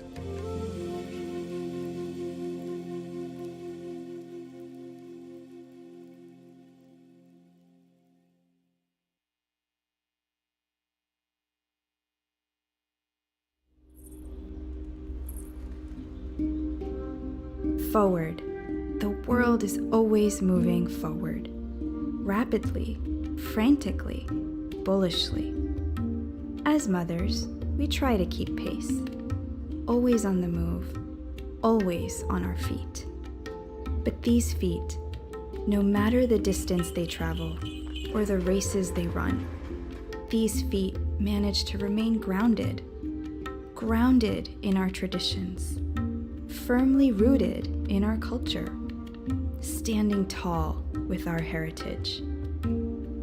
As mothers, we protect and preserve this legacy, not just by standing guard, but also by standing proud, proud of our purposeful living, proud of our Vedic values, proud of our Sanatan Sanskruti. And we stand proud of the Mandirs that ensure these customs flourish and these values nourish.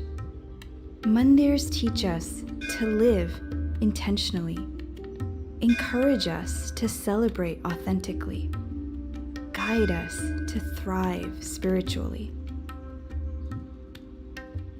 Akshardham inspires us to rise above while remaining rooted for generations to come. संस्कृति से है हमारी पहचान, अक्षरधाम से है हमारी शान.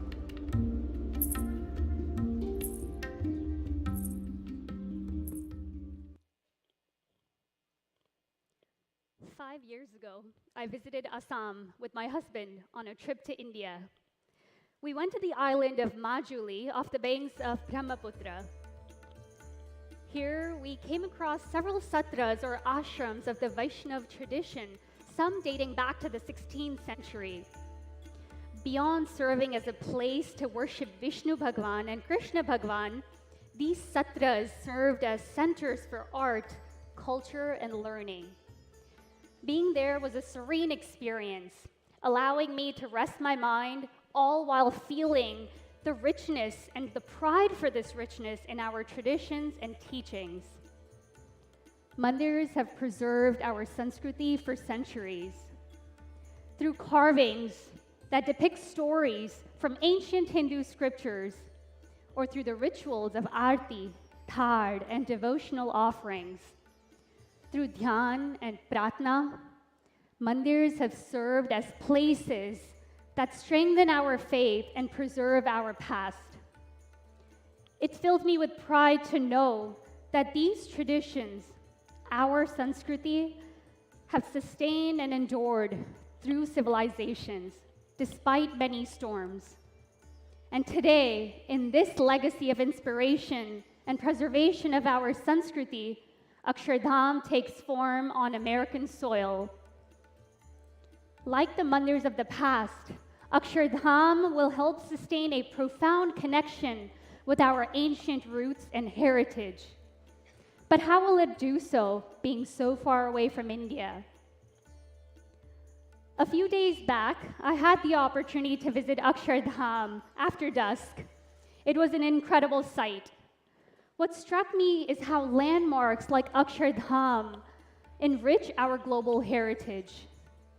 You see, they push the boundaries of architectural and intellectual expression, becoming symbols of human ingenuity. Many physical elements such as land, transportation, construction tools, and science have gone into the making of Akshardham. When we consider its sheer design, we learn that ancient Shilpa Shastras and Vastu Shastras, which are over 1,000-year-old Hindu texts, govern how the Mahamandir is pieced together like a giant jigsaw puzzle. To allow the weight of the stone to be equally distributed, following key mathematical and geometric principles from those texts. When we consider artistic expressions of Hindu architecture and design, we come to appreciate the largest elliptical dome and stone architecture housed in the Parabrahma Mandapam of Akshardham. Held in place by multiple keystones, it is truly a marvel to behold. In the same vein, we also appreciate the symbolism behind the nearly half-a-mile-long parikrama, or the sandstone colonnade surrounding the Mahamandir, like a garland around Bhagwan.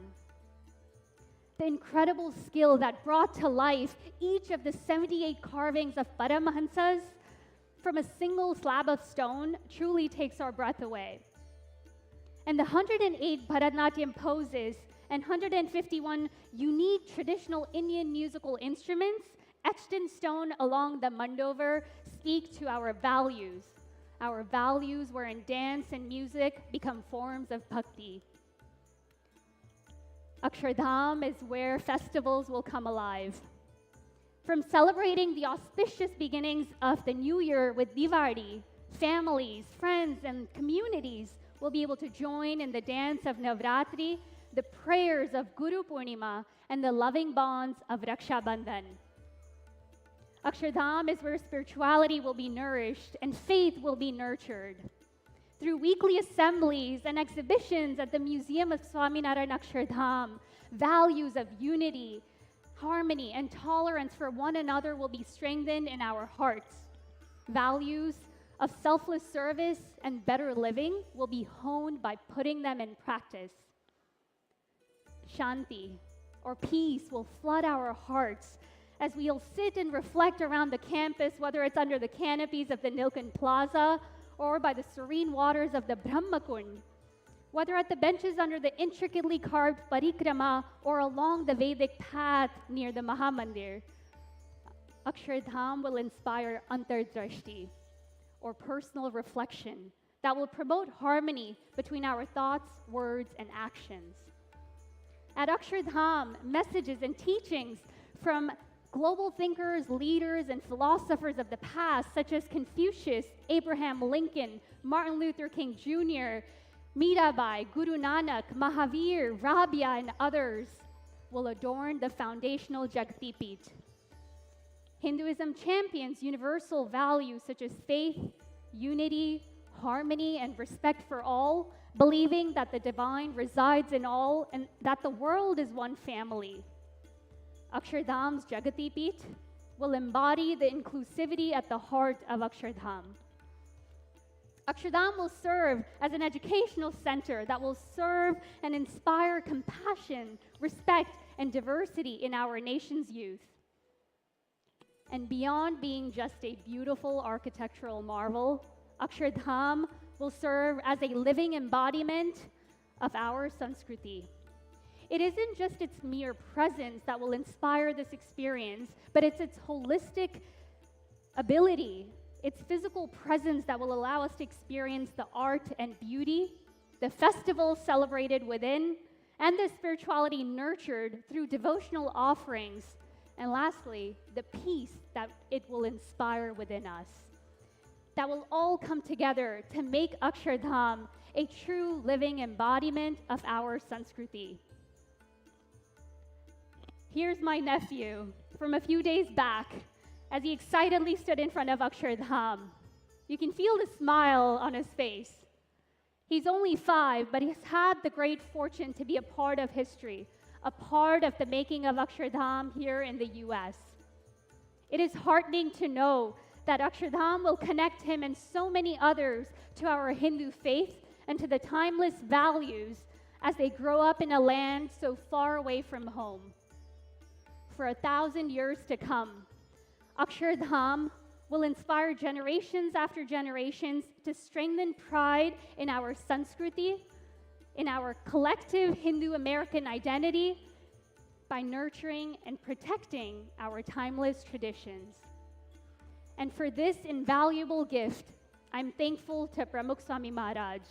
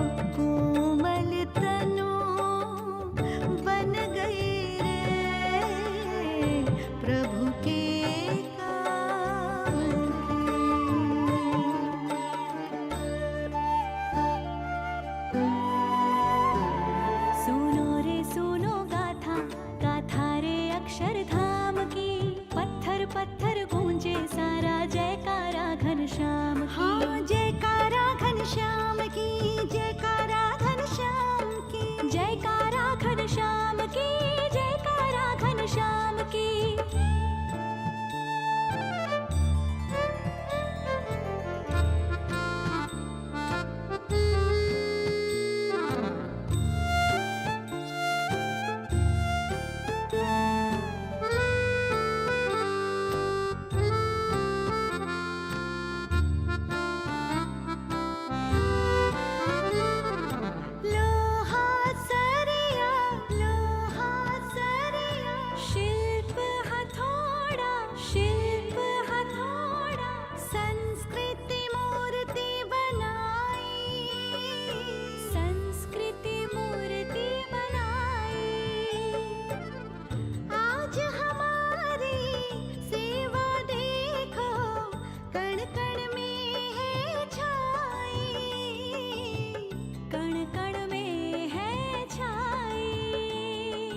महंत करुणा बरसी हम पर ऐसी आठों याम की। महंत करुणा बरसी हम पर ऐसी आठों याम की। सुनो रे सुनो गाथा, गाथा रे अक्षरधाम की। पत्थर पत्थर गूंजे सारा जयकारा घनश्याम की। जयकारा घनश्याम की, जयकारा घनश्याम की, जयकारा घनश्याम की, जयकारा घनश्याम की। जयकारा जयकारा गाथा अक्षरधाम की, गाथा अक्षरधाम की। सुनो सुनो रे सुनो सुनो रे गाथा अक्षरधाम की।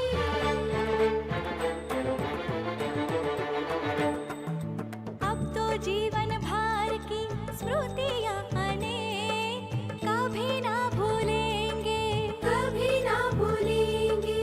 अब तो जीवन भर की स्मृतियाँ अनेक कभी ना भूलेंगे, कभी ना भूलेंगे। हृदय हृदय में चेतन मंदिर हम निर्माण करेंगे, हम निर्माण करेंगे, हम निर्माण करेंगे। अक्षर रूप बनी अब हरि की राम की। ओ अक्षर रूप बनी अब हरि की राम की। सुनो रे सुनो गाथा, गाथा रे अक्षरधाम की। पत्थर पत्थर गूंजे सारा जयकारा घनश्याम की। जय जय हो, जय जय हो, गाथा अक्षरधाम की। जय जय हो, जय जय हो, गाथा अक्षरधाम की। जयकार जयकार जयकार, जय जयकार जयकार जयकार, जय जयकार, जय जयकार, जय जयकार। भारत की संस्कृति का जय जयकार, जयकार जयकार जयकार, जयकार जयकार जयकार, जय जयकार, जय जयकार, जय जयकार, जय जयकार, जय जयकार, जय जयकार, जय जयकार, जय जयकार, जय जयकार। संस्कृति का जय जय जय जय जय जयकार।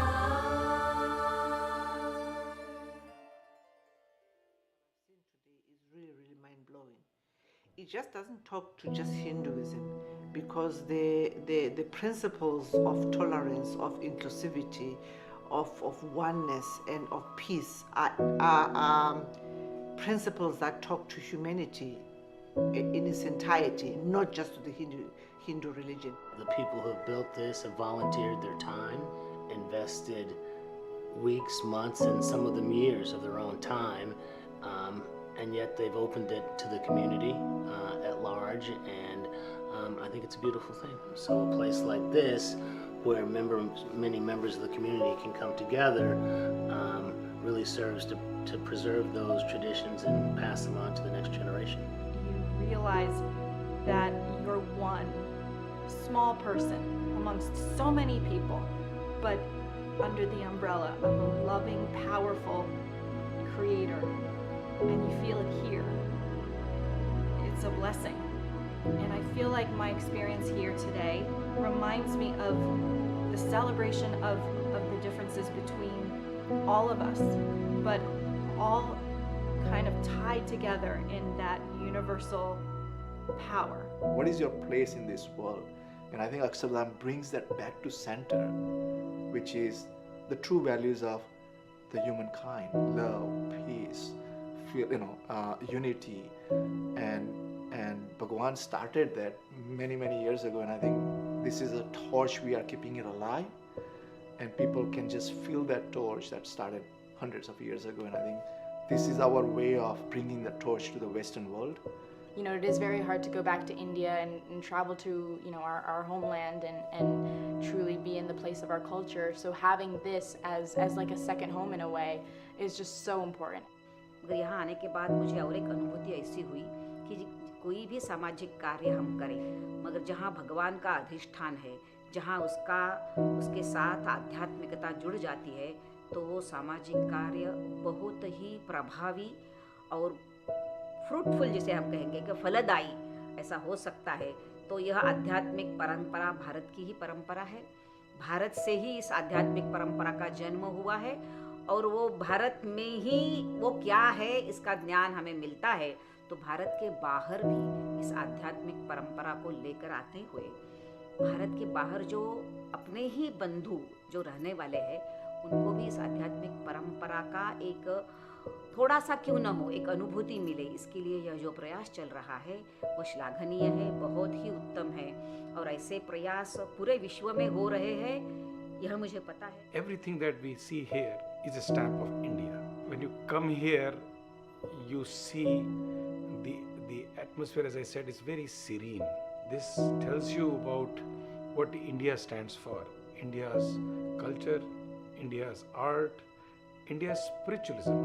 It's not Indian, it is human. देखिए, अक्षरधाम का ये मंदिर अद्भुत बना है। ये सदियों तक रहेगा और भारतीय सनातन परंपरा का एक ध्वज बन के रहेगा। हमें बहुत हर्ष है कि एक एक नक्काशी का काम, एक एक जो पत्थर यहाँ लगा है इतना सुंदर है। और ये सिर्फ पत्थर से नहीं बना है, ये भाव से बना है। लोगों के हृदय में जो भाव है उससे जो बनता है वो शाश्वत रहता है। I mean, this is the phenomenon of architecture meeting art, meeting culture, meeting music, meeting heritage. So everyone can come here and get inspiration of what they are looking for. In another 1,000 years, if my great-grandchildren want to learn about Hinduism, they know where to go. So the feeling that security of my religion being passed on to thousands of generations coming in the future, also in America, keeping your culture. This is the best way of teaching our children our heritage, our culture, our music, our art, and also our religion. All types of history shows us where we came from and shows us also the potentials and possibilities of what the future can hold.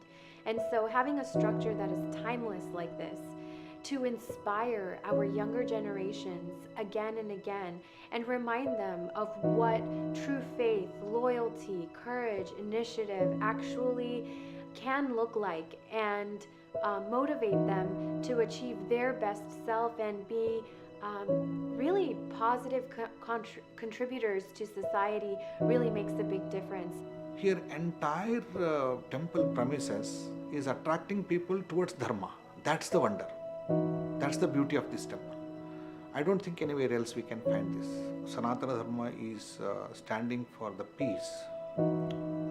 I think Akshardham is the place where entire Sanatana Dharma is presented in greater way.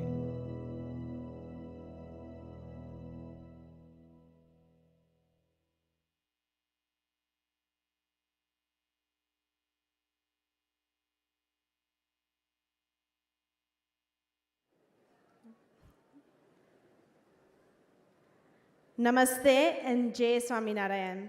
It is with great honor that I welcome our distinguished guests to BAPS Swaminarayan Akshardham and the Festival of Inspirations. Our first group of distinguished guests foster diversity, inclusivity, and fight for equality through their line of work. I'd like to request Ms. Nikki Ben, who who leads women's activity across Western America, to welcome each guest with a garland of flowers and a festival memento. It is with great pleasure to welcome Ms. Denise Kaiser, a seasoned leader in labor and employment law with over 30 years of experience. As the practice leader of her firm's labor and employment group, she has represented a wide range of businesses in various industries. Ms. Kaiser's dedication extends to pro bono work, earning her recognition as a New Jersey law firm Volunteers of the Year in 2019. We're grateful for her presence tonight.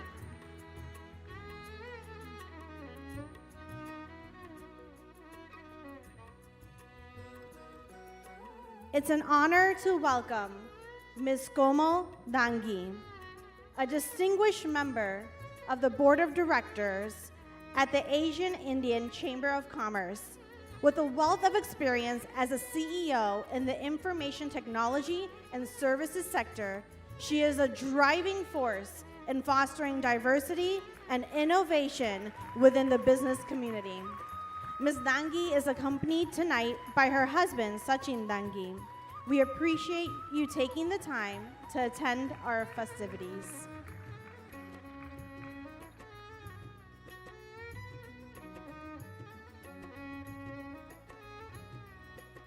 It's a pleasure to extend a warm welcome to Ms. Carol Lucky, an accomplished leader who has served as the CEO of the North Texas Behavioral Health Authority for the past 7 years, playing a crucial role in mental health care. Ms. Lucky's dedication extends to raising awareness on platforms like ABC, where she advocates for supporting individuals on their path to recovery and wellness. Ms. Lucky is accompanied by her husband, Dr. Walter Taylor. We thank you both for joining us tonight.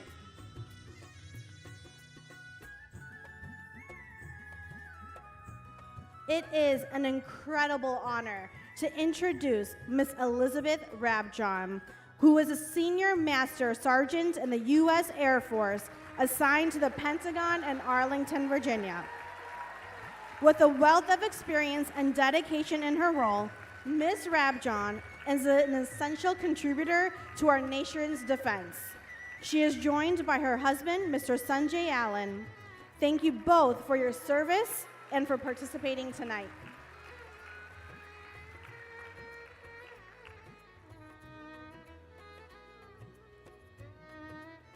Our next distinguished guests serve the community, whether that be for the government or in the field of medicine.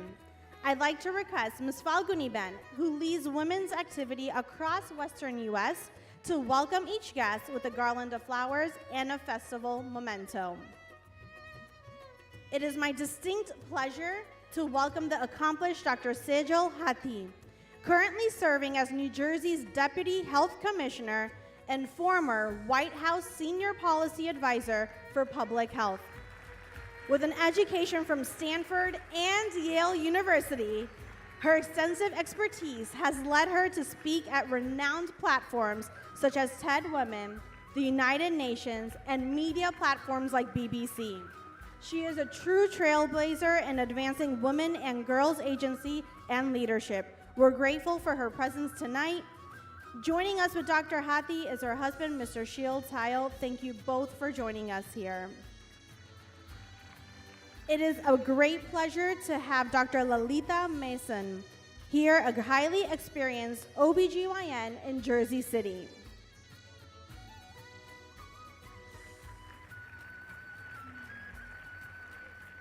With over 20 years of practice, she is deeply committed to women's health and is affiliated with prestigious hospitals across the CarePoint Health Network. Notably, Dr. Mason holds the distinction of being the first female board member at Hoboken University Hospital.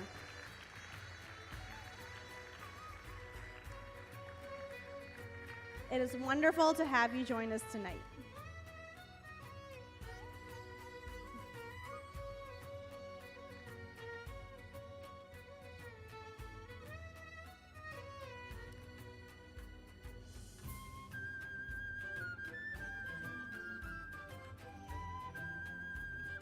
it is a privilege to have with us Miss Renee Burrows, the General Manager of Spirit Airlines at Philadelphia International Airport. With over 15 years in the aviation industry, including managerial roles at Comair, U.S. Airways, and American Airlines, Ms. Burrows brings a wealth of experience to her leadership role. Her commitment to industry growth extends to her role as chairperson of the Philadelphia Airlines Management Council. We're glad you can make it out tonight.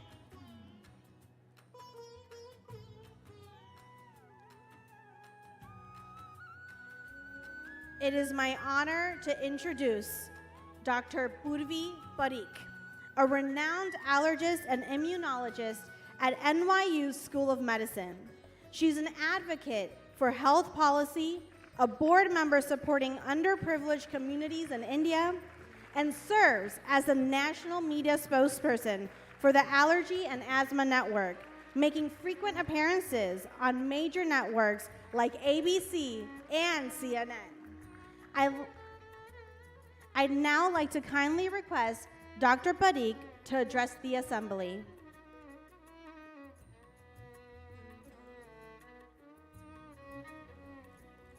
Thank you so much for having me here today.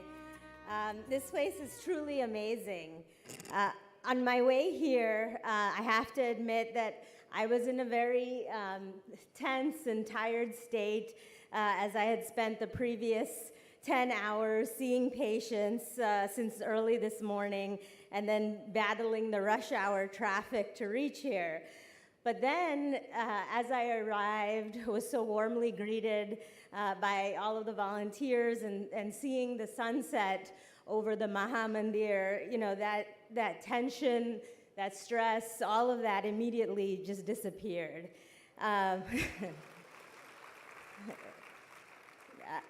I felt immediately at peace and very calm.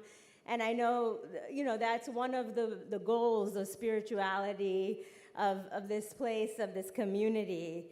Walking through the complex and learning about how everyone was involved in building from manual aspects of it, laying the brick by brick, really impressed me as well. These were individuals who had no background in building or construction, but really rolled their sleeves up, took time away from their busy lives to do this. And it reminded me how important community and connection is, and staying connected to our culture, and also giving back when we are the recipients of very good fortunes and blessings. I have been very blessed my whole life, you know, with a good home, good family, good health so far, and with the blessing to grow up in a place like New Jersey where I was immersed in our culture. Because of the strong cultural ties and connections that my parents' generation instilled in us, I, you know, grew up eating Indian food, Gujarati food, speaking Gujarati fluently, participating in many Indian dances from Garba to Bharatanatyam to you name it, right? And, you know, many people don't get that rich cultural experience. I also got a deep experience in having pride in my faith, right? Of knowing what it is to be Hindu and Hinduism and all of its tenets of giving back and community. And, you know, it's very important to give back. You know, when much is given to us, much is expected. And as Gandhi ji said, you know, service is the rent we pay for our room on earth, and we can't forget that. And everyone in this community actually reminded me of that today when I reached here and just heard about everything that went into building this amazing complex. And not only helping others, you're not just helping other people, you're actually also helping yourself. You know, I saw a very interesting documentary on Netflix called Blue Zones, where they travel around the world and they look at communities where people live the longest. These are people living to 100, you know, without many health impairments or anything. And the common thing that they all had was that besides eating healthy food and keeping themselves active, keeping their body in motion every day, they had a very strong sense of community and culture. And I'm so happy to see that happening here today, because I hope that for my children and grandchildren, I can instill that same sense of community and culture that has been instilled in me. I know that women already do this. Women already, run households, they work. If you educate a woman, you're educating the whole family, and everybody benefits, right? Even men live longer, studies show, if they have a strong, female by their side. So, women already give back to the community and do a lot of this. So many of you I know are, but always take the time as you go through life to ask yourself, what am I doing for community? What is my purpose? Because in addition to community and culture, the other thing that helped these individuals live longer was having a sense of purpose. And really, places like Akshardham remind you of that, and they remind you of your purpose. I am inspired by this community and hope to be part of the Akshardham community for many years to come, and hope for the future generations as well. Thank you.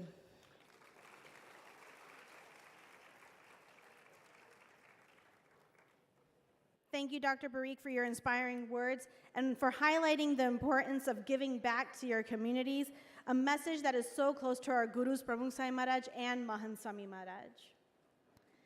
Our next group of esteemed guests are visionaries in their respective fields, pushing the bar daily. I'd like to request Ms. Aarti Ben, who leads women's activities across Canada, to welcome each guest with a garland of flowers and a festival memento.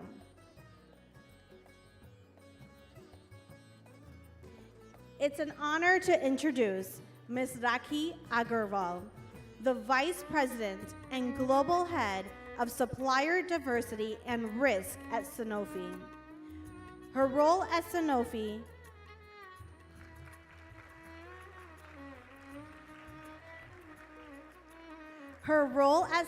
reflects her commitment to fostering diversity and ensuring robust risk mitigation strategies.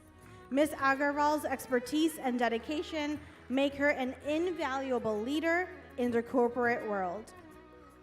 Ms. Agarwal is joined by her husband, Dr. Parminder Agarwal. Thank you both for being with us tonight.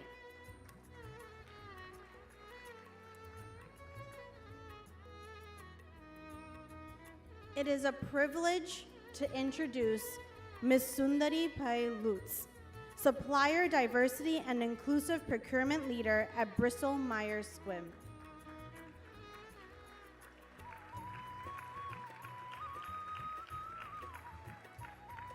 Her outstanding contributions in the area of DEI has earned her recognition as a top 25 diversity change leader and one of the top 25 women in power impacting diversity. With her visionary leadership, Ms. Lutz is making a profound impact on diversity in the corporate world. We appreciate you for joining our festivities tonight. It is with great enthusiasm that I introduce Ms. Sydney Klein.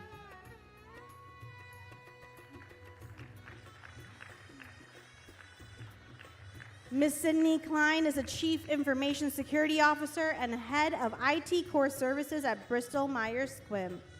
With the added role of Senior Vice President at BMS, she brings a wealth of knowledge and leadership to the organization.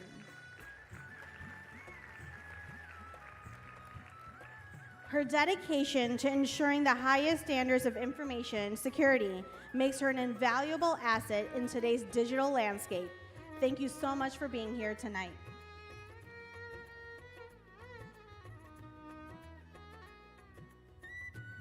Please welcome Ms. Priya Saman, an influential leader in technology, arts, and social impact.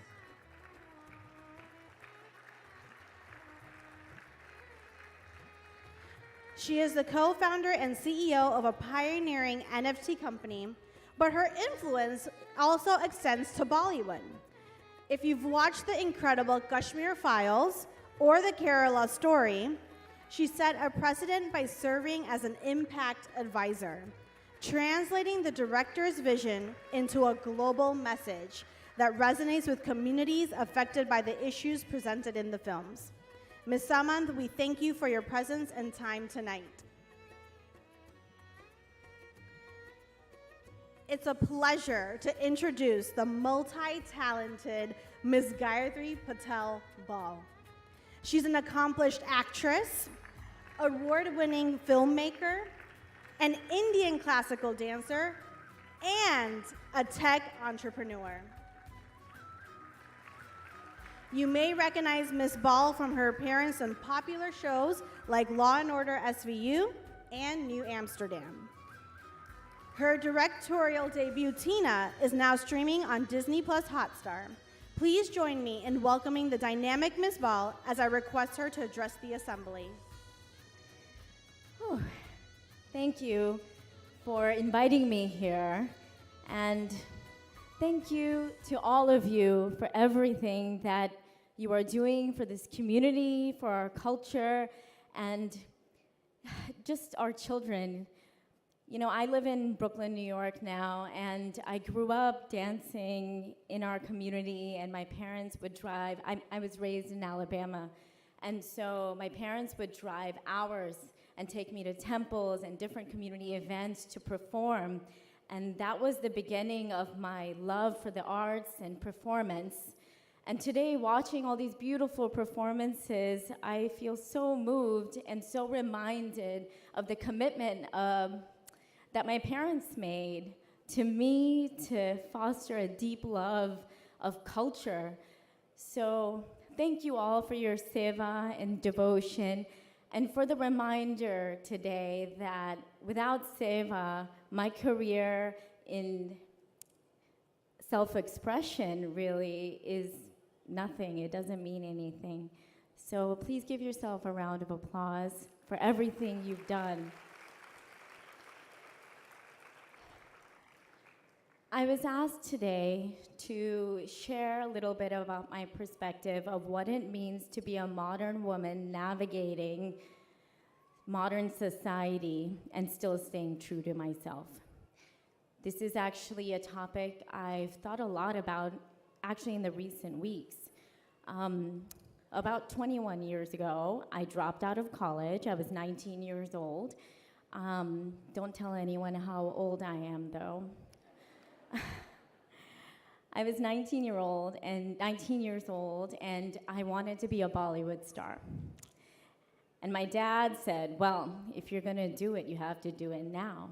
And so I dropped out of Emory University, and we traveled to Bombay, and for 7 years, I navigated the Bollywood industry. And a lot of times I was alone. I didn't have a family structure. My family was from Gujarat, not from Bombay. And I didn't have the community that I had grown up with in Alabama. And something I had to develop was a deep sense of intuition by connecting to my guru and my guiding force. Because when we're raising our children, we always say, oh, this is black, and this is white, and this is wrong, and this is right. And then you go on into the real world, and everything is sort of gray. It's not really that simple. And Bollywood really isn't simple. I've been in very deep, and none of it really made sense to me. And to stay safe, I developed a deep sense of intuition. And I wouldn't say that I came away from that experience truly aligned, but I came away safe. And that deep sense of intuition was something my parents fostered by supporting me in my choices and my they supported me in my experiences, really. They pushed me out into the world and said, try this yourself, talk to this person yourself, try this, try this way or try that way. And that helped me understand whether I was navigating a situation in a good way. But with time, since I've come back to New York, I started developing rules and ways to navigate the industry that felt more clear to me, more black and white. And most recently, I'm sorry, this is very long-winded, but I'm getting there. Most recently, about 3 years ago, I had a son, I became a mother, and suddenly all of those rules didn't make sense. My sense of intuition flew out the window. I had a child in the pandemic, and I was completely isolated in New York City with my husband and a young child. And although my parents tried to visit and my mother-in-law came from Atlanta to come and help, they weren't there all the time. They could only come for short spans of time. And I started navigating what it means to raise a child in this country alone. And I started really trying to get a sense of what does it mean to be a child in America. And what I discovered was it means having, a nanny or daycare or being in some institutional setting so that I could go live the life I had built, which is the artist's life.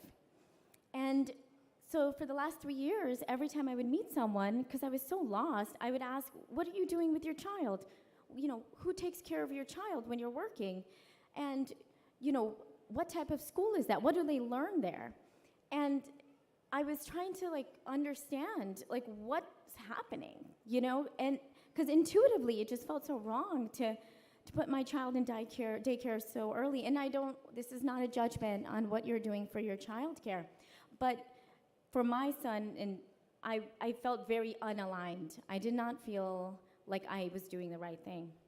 And finally, he turned 3 this year, and I did a lot of research. I have a spreadsheet of every school in Brooklyn in my head. I can tell you everything. If you have questions, just call me. And we got him into a school nearby. We were very happy with it. It had a STEAM program, science, technology, all the things they say that children should be learning at 3, I guess. And the first 3 days, he went in and he said, Mama, I'm so excited. I love school. I'm excited to play with my friends. And then the last 3 days, he screamed. The second we walked into the building, suddenly he said, Mama, I'm so tired. I'm so tired.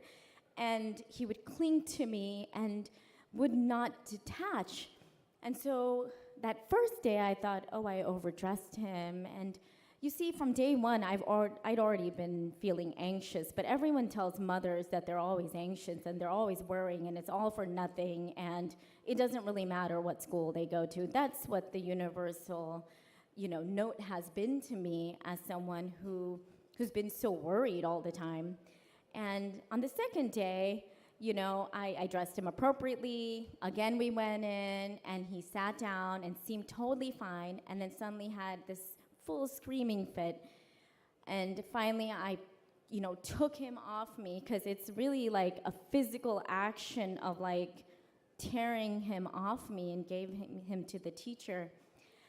And I went home, and I felt this feeling that I was doing something really wrong, this was not right. I had to find another solution. And so, I called 6 schools to try to see if they had availability. And this whole time, my husband was everyone says it takes time for them to adjust. And of course, everybody else, I'd call other moms, and they'd be like, just give it a couple of weeks. And my intuition kept screaming, I can't give it a couple of weeks, this isn't right. And then the third day I took him, and once again this happened. And as I walked out that day, I just felt so broken, and I felt like I was doing something really wrong. And I ended up finding another program nearby that seemed okay, and I sold my husband on it.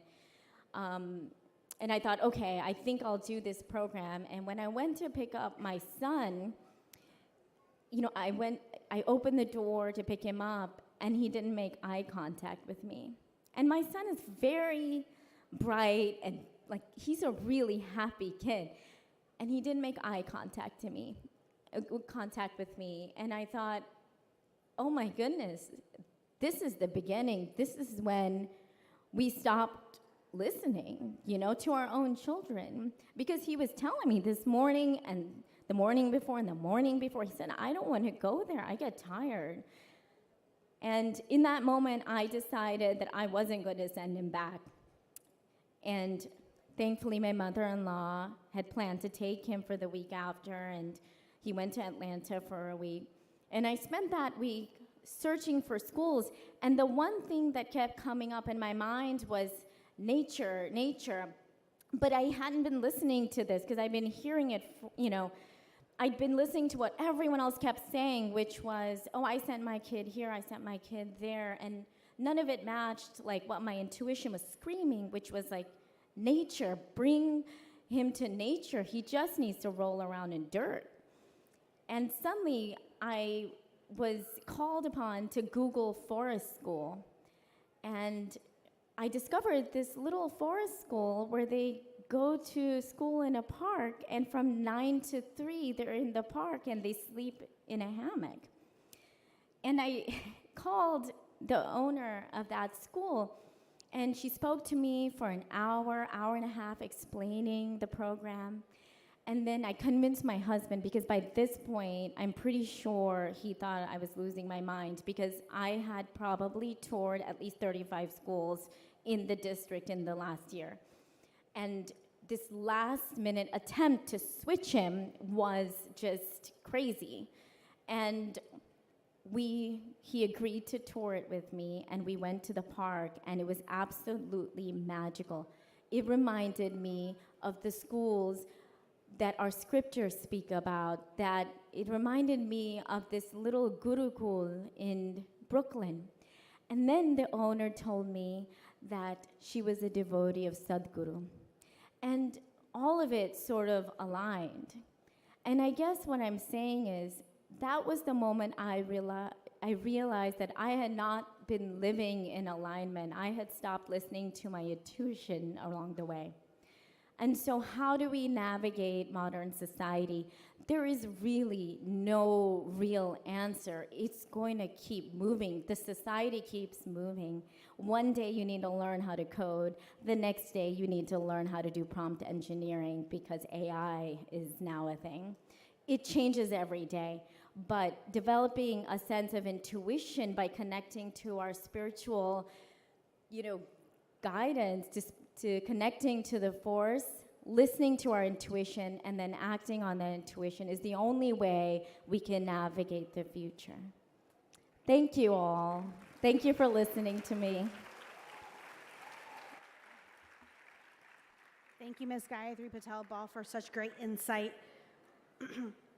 It is with pride that I introduce the following women whose passion and creativity made them trailblazers and entrepreneurs. I'd like to request Ms. Deepa Ben, who leads women's activities across the Midwest, to welcome each guest with a garland of flowers and a festival memento. If you've ever made a recipe by the global vegetarian, then you'll quickly recognize our next esteemed guest, Ms. Pooja Junjunwala, the creative mind behind The Global Vegetarian, a blog with over 300,000 followers. Ms. Junjunwala's culinary journey blends her diverse cultural influences, including Marwari, Bengali, and Gujarati flavors. A trained pastry chef who's won multiple awards for her creative creations, thank you for sharing your recipes with us all. And we also would like to extend a warm welcome to her husband, Mr. Jigar Doshi. Thank you both for being with us here tonight.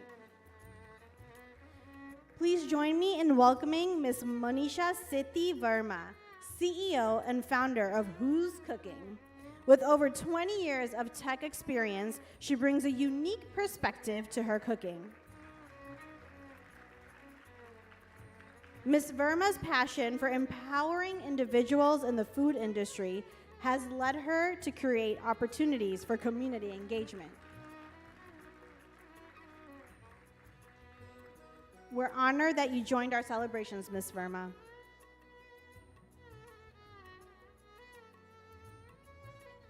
It's with great enthusiasm that we welcome Ms. Lavina Melvani, a seasoned journalist known for her global perspective and the popular Lassi with Lavina magazine. With a career spanning numerous international publications, she's earned accolades for her investigative reporting and feature writing.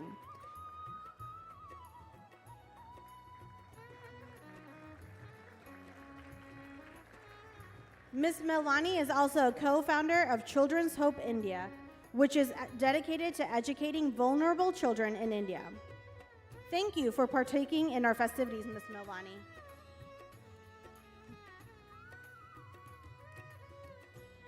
Please join me in welcoming the fashion designer behind the trend-setting brand Holy Chic by Megha.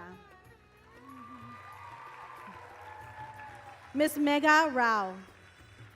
With a decade of experience on the runway for top Indian designers, she's now crafting exclusive, affordable, and stylish fashion options that empower women. Ms. Rao's background in communications and business management brings a unique perspective to the world of fashion. Ms. Rao is joined by her husband, Mr. Ajay Rao. I would like to ask Ms. Megha Rao to address the assembly this evening. Thank you so much. I have to say, on my way here, I had a vision in my head of what I was going to see when I came here today, and it has blown every expectation that I had out of the ball. So I just want to thank the Akshardham team for such a warm welcome, not just for myself, or for my family, my children. I felt the sense of community from the second I stepped into this space today. So thank you. I am a mother.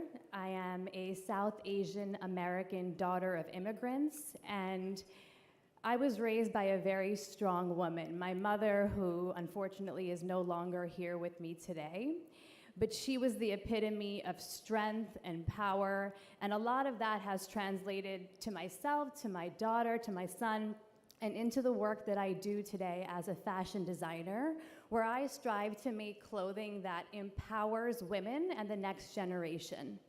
But today, I met so many women that gave me a new understanding of what strength and power really means.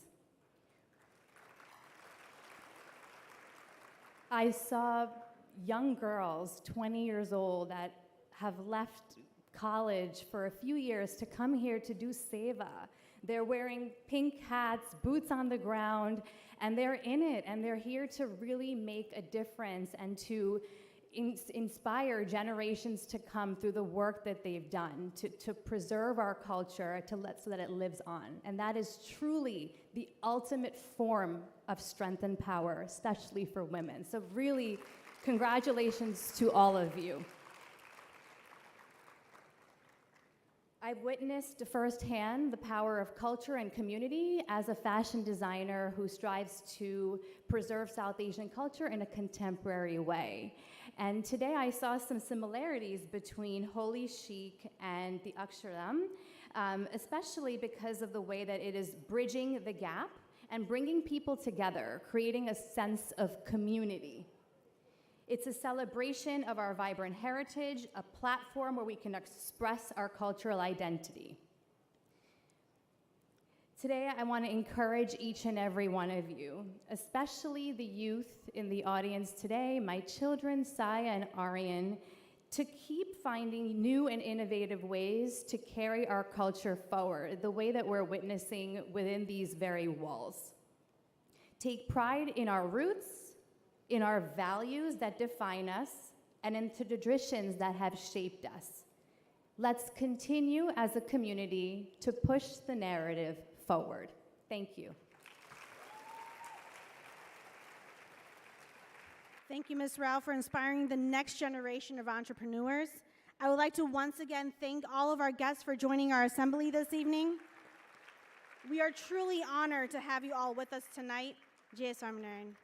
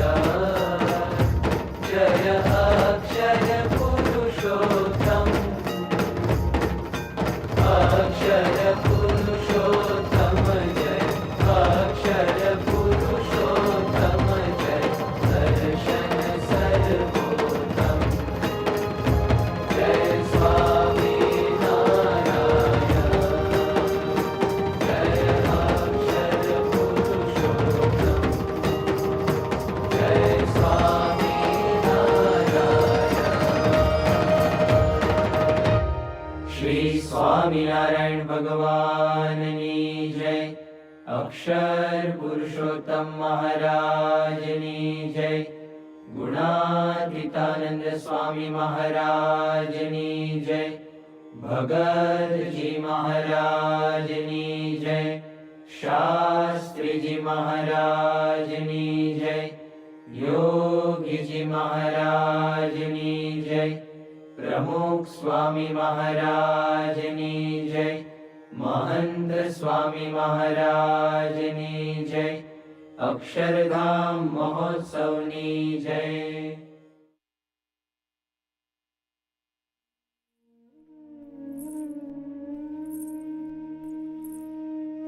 So much has changed through generations, but a mother's identity, our identity, is timeless. Whether it's our balu, our hands, or our feet, our identity carries the essence of Sanskar, Seva, and Sanskruti. We work tirelessly to pass these parts of our identity on. The strength of Sanskar, the selflessness of Seva, the sanctity of Sanskruti. These are the fundamentals that have remained unchanged, everlasting like Prithvi, Jal, Vayu, Tej, and Akash, ever present like Samay, forevermore like motherhood. Many wonder how, others may wonder why, but we know. As the protectors and the preservers, as the guardians and the guides, as the advocates and the ambassadors, we know that with a place like Akshardham, we have a permanent source for this timeless wisdom. With a place like Akshardham, we can be confident that the principles of Sanskar, Seva, and Sanskruti will carry forward forever.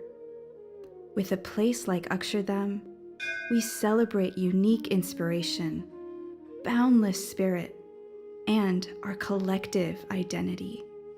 Sanskar, Seva और संस्कृति से है हमारी पहचान, अक्षरधाम ही है हमारी शान।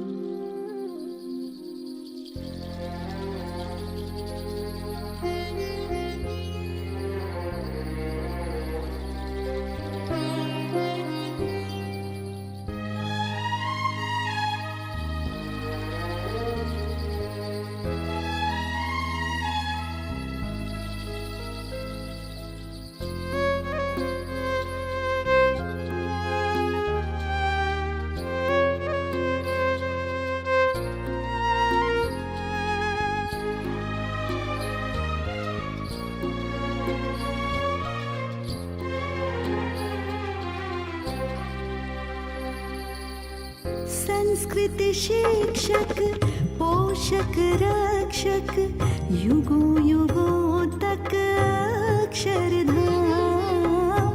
संस्कृति शिक्षक पोषक रक्षक युगों युगों तक अक्षरधाम। मंगल में जीवन निर्माता, मंगल में जीवन निर्माता, सद्गुणदायक पूर्ण काम, सद्गुणदायक पूर्ण काम। युगों युगों तक अक्षरधाम, अक्षरधाम, अक्षरधाम। युगों युगों तक अक्षरधाम, अक्षरधाम, अक्षरधाम। युगों युगों तक अक्षरधाम, अक्षरधाम, अक्षरधाम। युगों युगों तक अक्षरधाम, अक्षरधाम, अक्षरधाम। संस्कृति शिक्षक पोषक रक्षक युगों युगों तक अक्षरधाम।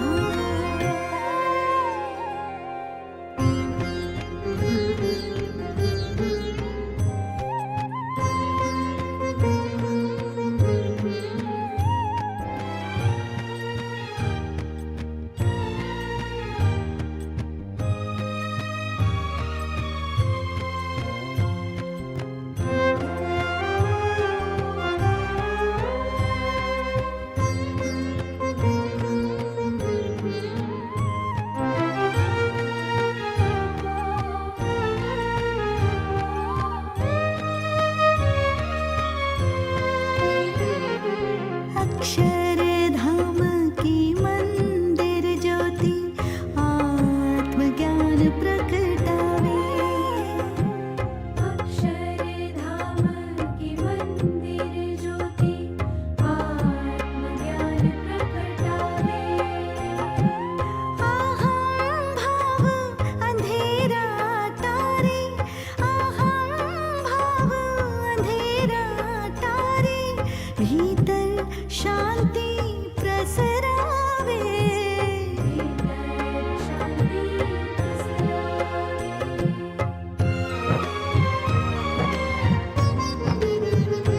हो हिंदू जीवन शैली सनातन, हिंदू जीवन शैली सनातन, किया हृदय हृदय में धाम, किया हृदय हृदय में धाम। युगो युगो तक अक्षरधाम, अक्षरधाम, अक्षरधाम। युगो युगो तक अक्षरधाम, अक्षरधाम, अक्षरधाम। युगो युगो तक अक्षरधाम, अक्षरधाम, अक्षरधाम। युगो युगो तक अक्षरधाम, अक्षरधाम, अक्षरधाम।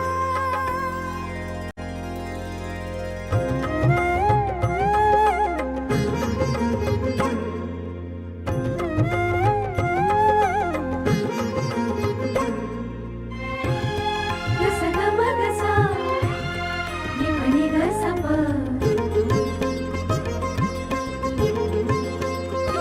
हो धर्म ज्ञान वैराग्य भक्ति यह संस्कृति की है शान, संस्कृति की है शान, संस्कृति की है शान। हो स्वामी नारायण जी प्रकटावे,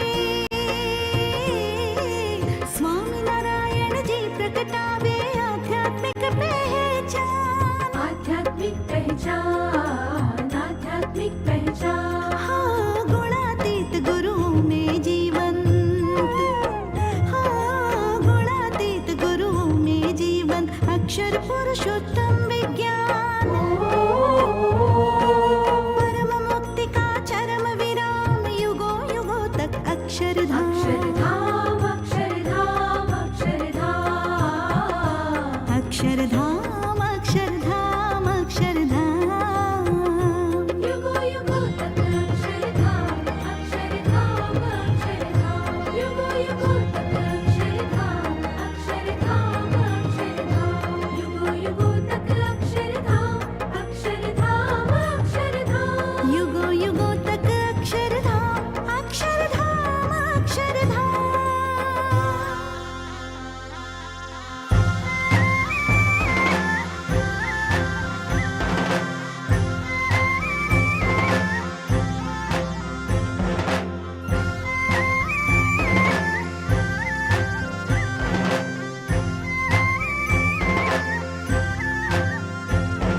संस्कारों की शाश्वत गंगा बहती आठों याम यहाँ।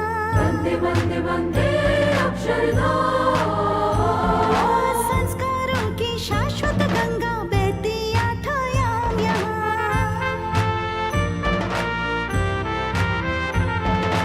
अमेरिका पश्चिम की धरती, अमेरिका पश्चिम की धरती, गौरव पाए हिंदू यहाँ। वंदे वंदे वंदे अक्षरधाम, वंदे वंदे वंदे अक्षरधाम।